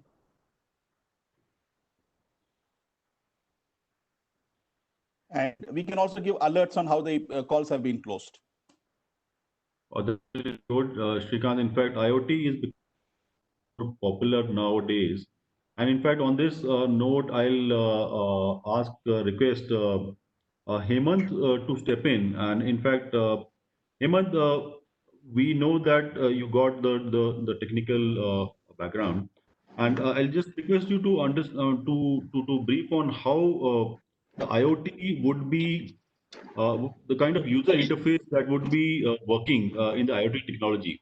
So, most of our listeners would like to know how the IoT technology works and what kind of user interface would be there when it comes to the cold chain as well as the ice cream industry. Hey, thanks, Ajay. To address this question, one thing we need to understand when we talk about user interface, it has two edges. One is where we feed in the data or the data is getting captured through the clients, and the other end where other clients are pulling the data and doing the analytics or otherwise addressing the issues on the ground. So if I look at ice cream industry, I'll just zoom out and I'll talk about the dairy industry, and ice cream is a part of the dairy industry. So if I go from farm to plate, then at farm level, first thing is, okay, my cattle. So cattle feed to cattle health to maybe how many cycles of milking that cattle has already gone into, and how much is the sustainable life that I'll be getting from the cattle. So everything can be monitored. The weather reports can support me in terms of how I'm going to feed them, what are going to my challenges in terms of managing my value chain or supply chain before that particular activity. So upstream activity for my stable, and then from there, from milk collection onwards, the whole thing is now a cold chain, because my milk has to be chilled, so it is transported in the chilled environment. When it is transported in chilled environment, I have a limited shelf life for the fresh milk. So when it's limited in terms of my shelf life, definitely the time in the travel is also important for me. The temperature inside that particular container is important for me. Whether it is getting tampered in route, so that is important for me. So when I'm looking at all these things, I need to have some kind of devices which can sense and send me signals. Now, all these things, all these devices have to be very well connected with the systems where actually this whole data is getting captured and getting interpreted into the data which is useful for my analytics. Once the analytics is done, the alerts will go to the next step in the value chain. So where I am receiving the thing, even at that end, I'll be able to understand when I'm getting milk, what quality of milk, and all those kind of data can be fed in at the dairy level. So when I'm doing my QA, at least I know the data, which is like COA, which is there. Now I am feeding in my QA data, so my production understand what they have received on time. So just in time or otherwise FIFO or LIFO, whatever system they have to follow, they are completely aware of that. They are aware of COA is matching with my internal quality assurance. So all these things, if we go step by step, each and everything is interrelated, and everywhere my data is getting piled up, and that data is getting synced into my bigger repository. And this repository is helping me to take some futuristic views, or otherwise projecting the near future and longer future trends in internalized environment. Now external environment, for that I am dependent on the big data or the data which is syncing in from the cooperative mode. So here it's a shared data knowledge which has to be passed on to, and it can come through the aggregators or otherwise my partners. So if I am dependent on XYZ as a logistic partner, so I'm not taking any names, but there are very nice service providers who are available there and who are running a bigger fleet, and that fleet is not owned by me. So not that all cost is coming to me of the technology or otherwise maintenance of that particular fleet, that is the capital cost, and that is shared with others as well. So all that knowledge is sitting somewhere, not for me. Now it is going beyond me, and it is as an industry that knowledge is sitting there. So that knowledge can be retrieved. Number two, if I took a look at the user interface is slowly moving forward and getting matured. Earlier in the internet world, we used to understand that, okay, accessing internet from mobile phone or our desktop is the only thing. But nowadays, there are quite a few devices which are interacting through the internet via satellite mode or other connecting modes, and pushing the data in or pulling the data in. So that is the user platform which is created, and there is an interface through which actually this particular data is going in and coming out. Now that is known as a UI, and now I'll talk about the UX. So when I am a user, the experience which I am actually going through while putting the data in or pulling the data out should be quite nice. Otherwise, there will be a huge amount of noise there. So what I want, if that is not available, then that particular interface is not really working for me. So I'll be going to Rahul for this particular part, and I'm not going to take or dwell much on this particular topic. But as you asked me, Ajay, user experience through the user interface is going to be a big key. And I think being Indian, we are experiencing this whole virtual reality, augmented reality, machine learning, or all those matters, and which goes into UX and UI since Mahabharata time, where Sanjay was sitting with Dhritarashtra and telling what's happening on the ground. So that whole data was getting captured through one mode and was getting pushed into a verbal mode. So I think that that's a big connect that we have. And from here, maybe Rahul, you can just throw some light on this particular part as how technology will help us as a user. Sure. Thank you so much, Hemant. I think you actually covered it well in terms of the user experience and the usability of the data as such, in terms of the quality of data that is being collected. So what I would probably step back a bit and talk about any technology deployment today, especially in the ice cream and dairy. So since we work with a large number of dairy companies in the APAC region, including a lot of companies and cooperatives in India, I think the customer is quite aware, brands are quite aware to differentiate what is needed at which part of the supply chain, right? So if I were to classify the requirement, it broadly comes into two types, right? One is it's not just about making the refrigerators talk and sending alerts, and the deep freezers or the cold room sending alerts. I think the brand are looking at a holistic perspective of the whole supply chain as such, right? From, as we talk about farm to fork model, but in the ice cream world, we talk about from cows to cups, right? So where we say, hey, okay, how do we split this entire requirement into two, right? So where the end consumer is always conscious about what they are buying from a shelf or a cooler or a deep freezer that is there. And they want to know whether the temperature was maintained, where is this ice cream manufactured, and they want to know the complete traceability of where this product is coming from. So how do IoT and AI is going to help them bring that traceability and visibility across the supply chain for the end consumer is one requirement. Yeah. Whereas if you look at the brands per se, what is really happening from a brand per se, it's not just about bringing this particular messaging out to the end consumer, but it is also to really bring down the cost of operation and also bring in digitization at every step, right? So how do I actually make sure that all my assets in my plant are available? How do I be ready for sustainability reporting by monitoring the amount of water consumption or the energy consumption in my plant, right?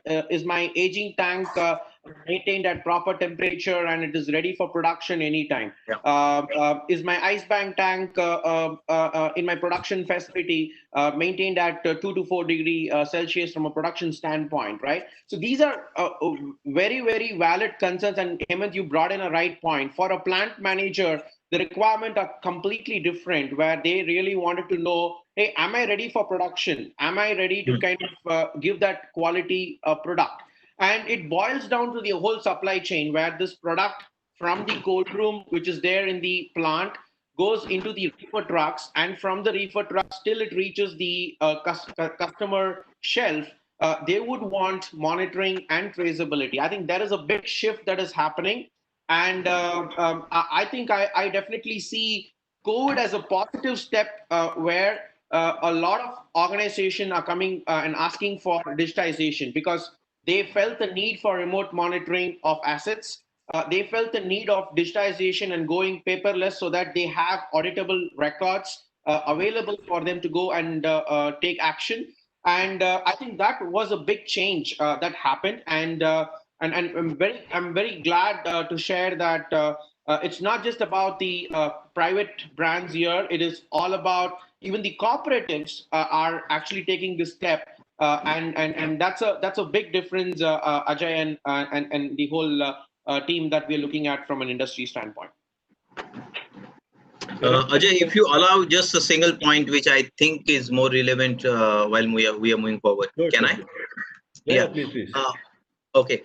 And I think from the user interface side of it, or otherwise the better network point of view, I think the whole RASI, that is responsibility matrix, is going to, or ownership matrix is going to change. Because right now, if my freezer in-house cold room fails, then I have to call maybe Blue Star or whoever it is, and then they arrange their resource for that. Instead of that, the age which we are entering into is something that machine itself will talk to that particular mode, which particularly communicate with the technician. So even rather than going through the channel, through telephone, one-to-one, rather than having that Chinese talk, it will be like directly that technician is coming to me, he is repairing the thing, and the data is managed in terms of what's the flow of the complaint management and how it is addressed. So I think the world will be moving towards a better tomorrow. Yeah. Yeah, so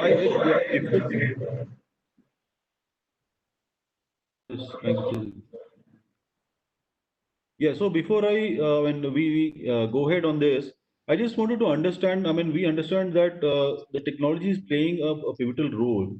So can our panelists just view on whether the consumers are ready to pay an extra bit of premium for the technology inputs, that the levers that we're using or the tools that we're using? We've been discussing about IoT.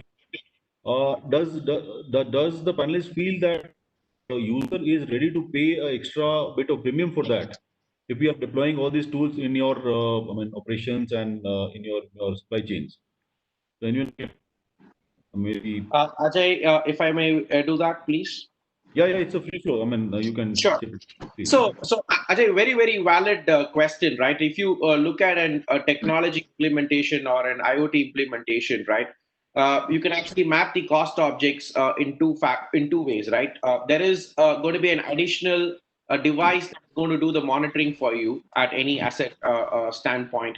and there is going to be a communication cost to send this data out and visualize this data for a business benefit, right? So now I think purely based on how we offer into the market, right? I think this is a fundamental difference we actually wanted to make, because brands are all stressed out. We heard it all in the session earlier, and every vertical is taken a hit. Not just for COVID, I think it's the overall sentiment where people are trying to kind of reduce the capex investment that they could make around technology implementation. So one big USP, what we actually saw in the market that got us a lot of deployment opportunity is that we are 100% OPEX driven company, right? In terms of clear ROI defined, they don't really need to invest on high hardware cost to kind of get these use cases.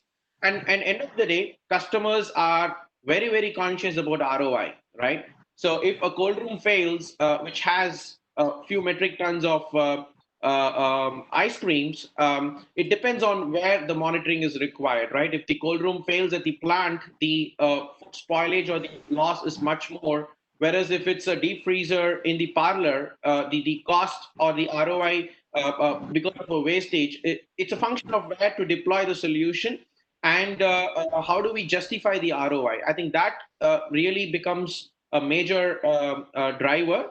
With respect to communication, I think communication is really, really, with respect to India, I think the communication is affordable now. And most of the premises, if you take retail stores, parlors, I think most of them are equipped with Wi-Fi today.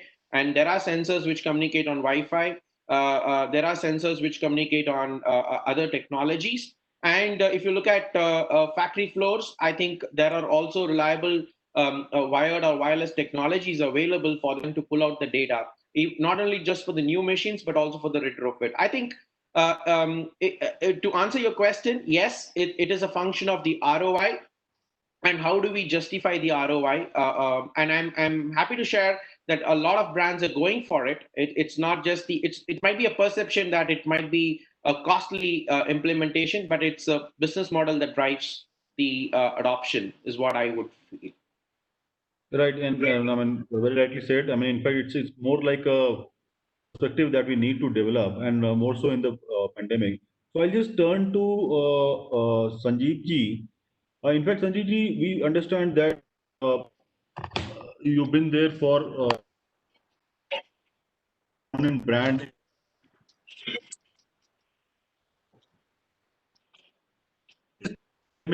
How Sorry, your voice is dropping. in order to ensure.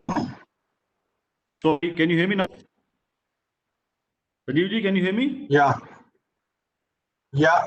Yeah. So I'm saying that in terms of this pandemic, what are the steps which HUL did take for in terms of its employee safety, in terms of its factory operations, in order to ensure your supply chain and to ensure that it continues to go so in the long run? We'll definitely like to have you please on this. Okay. Can somebody put up that presentation? I don't know who's doing it. Is it on it? It will be the CII. CII cell.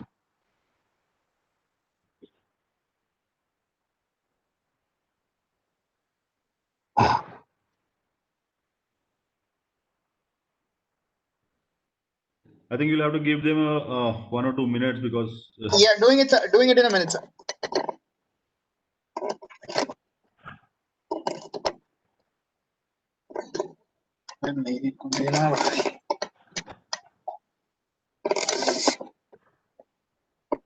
Hello.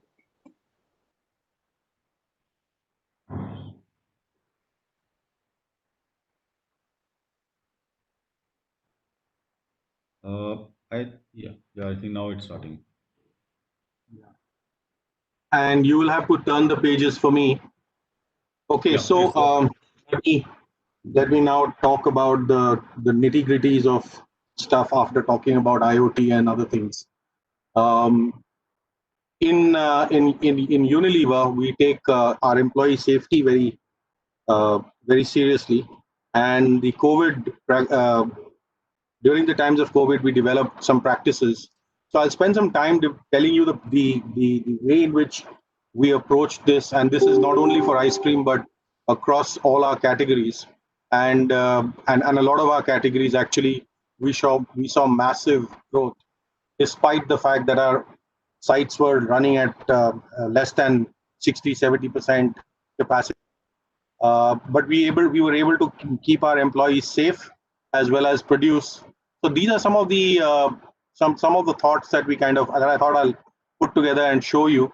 It'll be in two parts. One part is about what is the tier protocol. We follow something called a tier protocol, and the second part is another version of tier, which should tell you about what I believe are the things that we should be seeing in terms of the changes in the way we work going forward.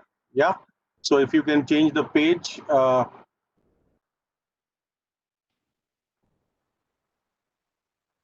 Okay, so we have a 4x4 approach.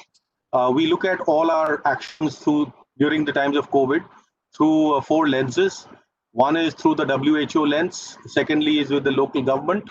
Thirdly is with the Unilever lens. And the fourth is through the employee, because we have we do keep in touch with employees through the unions and so on. So we keep that also in mind. And our principles are 4, which is people safety is our priority. So irrespective of whether there's sales happening or not, if there is a threat to people, we stop our factory. Leading the Unilever way through our purpose and culture, that applying prudence when returning to the workplace. And there is a very detailed and very long kind of process in place if you want to kind of come back to easement. We are nowhere there, but I know that in Pakistan, they are planning to do that. And we're protecting the business while embedding new ways of working. And new ways of working could well be looking at complexity, reducing complexity, and focusing on core of the core.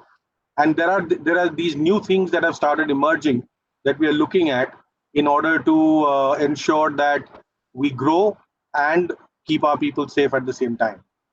If you would turn the page. There are basically 5 tier systems. The lowest is tier 1, which is we prepare and monitor. This is in terms of a factory or a site or a office. Tier 2 is when we see medium or a low to medium rate of human transmission.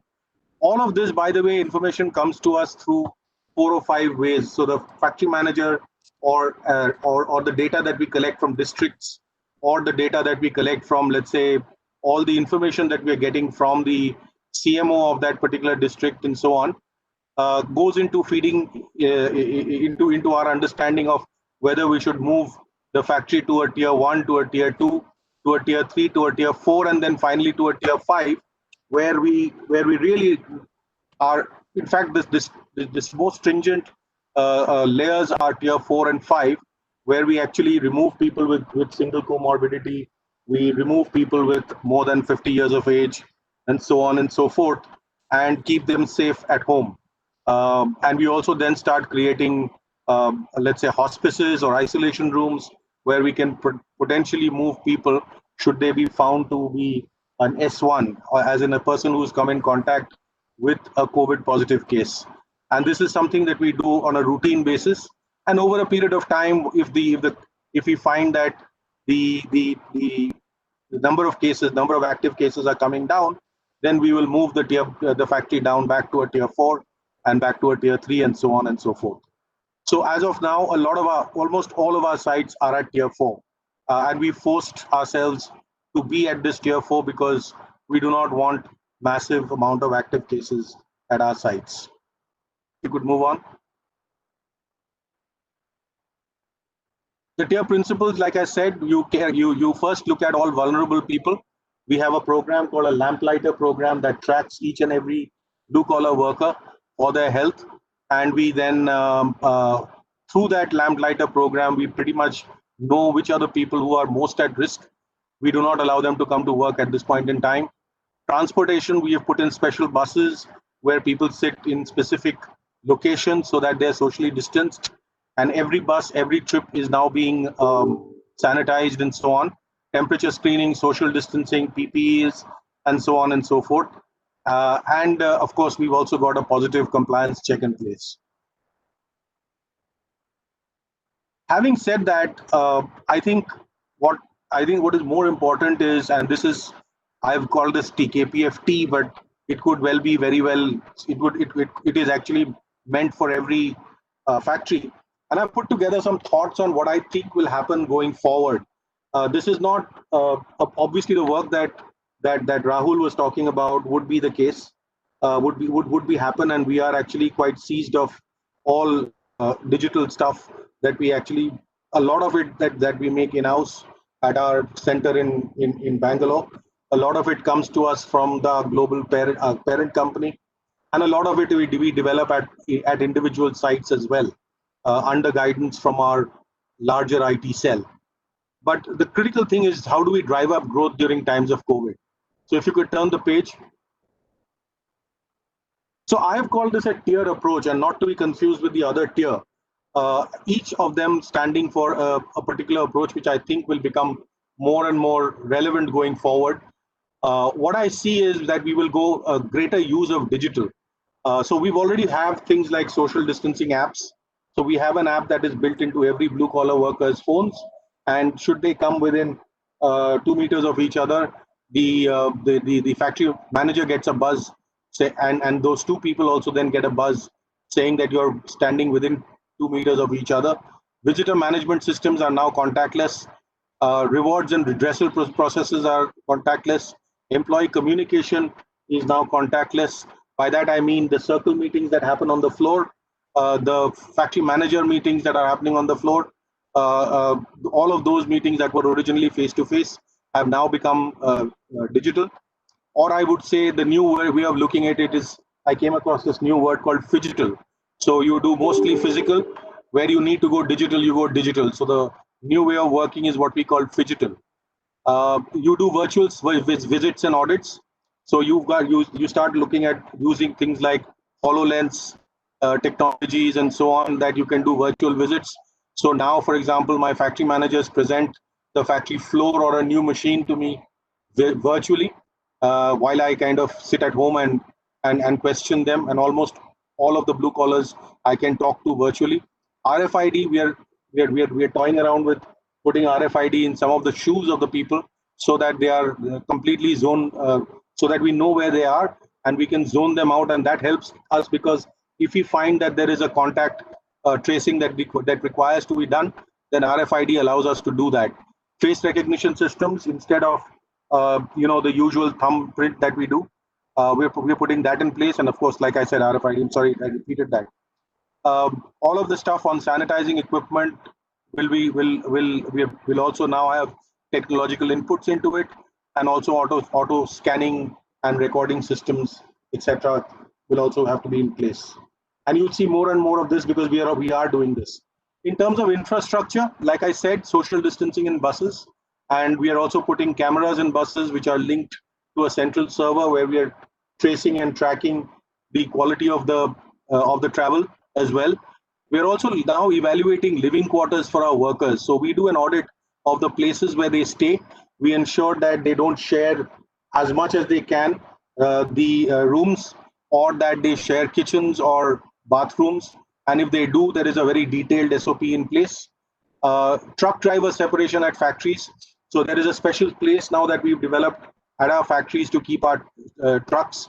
There's a special canteen for them that gives them hot meals, because a lot of these truck drivers today en route, especially during COVID, most of the hotels en route had shut down. So we used to actually give them food packets, and I think that will be a trend that might continue. And revised ambulance guidance. So every one of our sites has a standby ambulance. We are having to now increase the quality of the ambulances to include things like BiPAP and stuff like that, so that if there is any emergency case that needs to be taken, I mean, we've heard of cases where from the time that we came to know about the problem to the time the thing became serious was as little as 3.5 hours. So we've had to kind of equip our ambulances to get even more ready. Revised designs and architecture. So what we've done is all our new factories that we are making are actually taking into account things like social distancing, or we're building it into design. So zoning is being built into design, machine sanitizing equipment, canteens, locker rooms. Our biggest problem is that we have found is, you will not believe it, in canteens and locker rooms. We shut our canteens thinking that uh, uh, people would not use the canteens, but when we allowed them to bring food from home, and we found that there were a lot of cases that happened because of people sharing each other's tiffin boxes. So these are the areas which we believe are the most prone to area infections. Of course, crashes we stopped. Office and meeting rooms no longer. We work out of our own rooms, and revised PPE requirements, which is production floor and OHC. OHC is the dispensary that we have. These are some of the stuff that we do, which is usual use of social distancing apps, social distancing at sites, auto temperatures, fever clinics, physical barricades, transportation controls, where we put plexiglass between seats. Okay, go on. The third thing that we are likely to see is what I call etiquette. There will be a revised personal etiquette, and we've got safety intervention programs, what we call SIPs. SIPs are where one blue collar guy points out to the other blue collar guy, saying, "Hey, you know what? You are following an unsafe practice." We built all of this now into our SIP program. So there's a work on, mask on program, regular hand wash. So we're keeping aside some time after every hour and a half, so that people can go and wash their hands. Meet and greet etiquettes are completely changed now, as you can imagine. Revised sanitizing guidelines. These are the new etiquettes. We are staggering meal timing so that not too many people go and eat at the same time. Again, the RFID that we are putting in allows us to track the people as well, and the various engagement etiquettes that we have. So we have a union engagement happens every month. We have family days. We have reward and recognition programs. We have circle meetings, and we have recruitments as well. On recruitments, we have our first cleanse that happens through an AI interface. We're developing an AI interface so that people don't have to go through enormous number of interviews, and therefore we only bring in the appropriate people through AI interventions. And if you can go on, the last one. Yeah, Sanjeev, just let me mindful of the time. I mean, we already short now. Yeah. So you can just wind up. I'll just go to the last page then. Last page. Yeah. No, before that. So I can see that there will be a change to the way we work. In the past, we basically said that you are responsible for my safety. We went to an era where we said, I am responsible for my safety. That's what we taught all the blue collar guys and all the factory managers and everybody else in our supply chain. And we are now moving to a place which says, I am responsible for your safety. Yeah. So that's the place that we are moving to, where every individual blue collar is responsible for the safety of the people and his or her team. Yeah. So I think that's the new way of working that we're building into it, into the culture. And there is a lot of work that is happening to bring in this culture in place. That's all I have to say. Thank you. Right, Sanjeev, thanks a lot for the presentation. And in fact, we can see initiatives that's been taken up. And probably that brings us to a very important thing. I mean,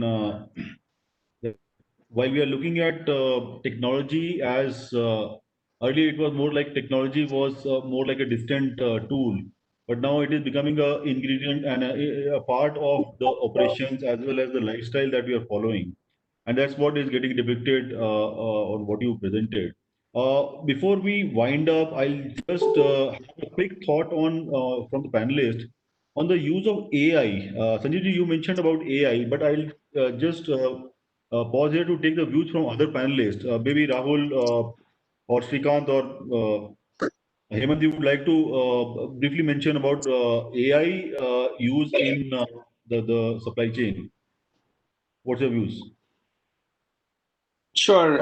So Ajay, I would like to kind of share a real-time experience of how some of our customers are using AI. So let's maybe take an example of a cold room or a deep freezer or a chest freezer, for example, right? So the one important aspect for a retailer or for a factory plant manager is to know about the availability of the devices, right? The assets, right? And especially if you take a parlor, for example, an ice cream parlor, for example, is normally unattended in the night. And especially in India, we do not have a 24/7 store format. And there are a lot of issues with respect to power and all of that, which makes the refrigerator without power during the night time, right? So, and there is also, on the other hand, there is a law of refrigeration where the refrigerator by itself will have to go through the defrost cycle. So where the temperature actually varies from minus to plus, and it has to come back after the defrost cycle if we go by the law of the defrost cycle, right? So if I were to make an asset intelligent, right? So we have been having data, right? We have data whether the asset is available or not, what is the temperature of the asset, and how is it performing, right? This is a plain vanilla data which is available. So if I were to add insights to it, right? So as Hemant mentioned, how do we make refrigerators talk? How do we make refrigerators take decisions, right? So can I actually use AI to make the refrigerator talk? Like, for example, can the refrigerator raise the hand and say, hey, I'm on my defrost cycle, I have no issues. I'll be back in the normal temperature range in the next 45 minutes, right? So are we talking of smart devices? Are we talking of the smart devices? Can I add in over here, Ajay? See, there are 3-4 other things to add to what Rahul said. We already have systems in place wherein a refrigerator can communicate with the owner, stating that what if there is a shortfall in some stock inside, you can definitely mention that yes, your bread stock is coming down or your butter stock is coming down. So similarly, if you program the system in such a way that you have certain SKUs which are loaded into the freezer in a retail point, the retailer can definitely have the exception report. Also, the ice cream company can have the exception report. The other thing which is a major problem which faces this industry, which probably I think I need to touch upon, is that a lot of freezers go missing in the marketplace because they're not traceable. And many times when they change distributors, they change retailers, their freezers go missing. And so there the location device is very, very important because through that they can track where this machine is available. Temperature also is another aspect which needs to be monitored, because one aspect which definitely comes to us in Blue Star is the question of meltage. And meltage is a major factor which impacts this industry. So again, monitoring the temperature is a system by which you can definitely counter the retailer in case he's claiming a false meltage claim on the company. So I think definitely going forward, artificial intelligence is definitely going to play a large role. And we already have systems available in place in the world. And I'm quite sure this will shed definitely the next few months, because I think today in the COVID scenario, people like to do a lot of things from the back end. And definitely these technologies are going to find a place in our industry. One factor which is resisting this particular aspect is the cost of these technologies. But I think today the ice cream companies will be more, they will absorb this cost because definitely it's going to help their business to also improve in these tough times.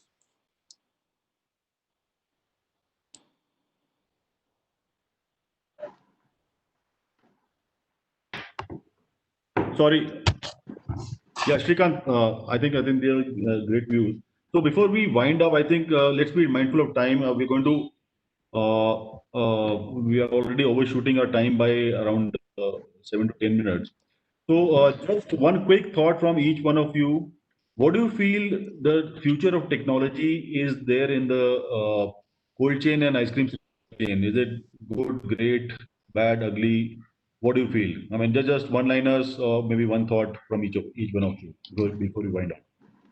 being from the industry, I would definitely say there's a lot of potential in this particular business, whether it is for the freezers or for the cold rooms.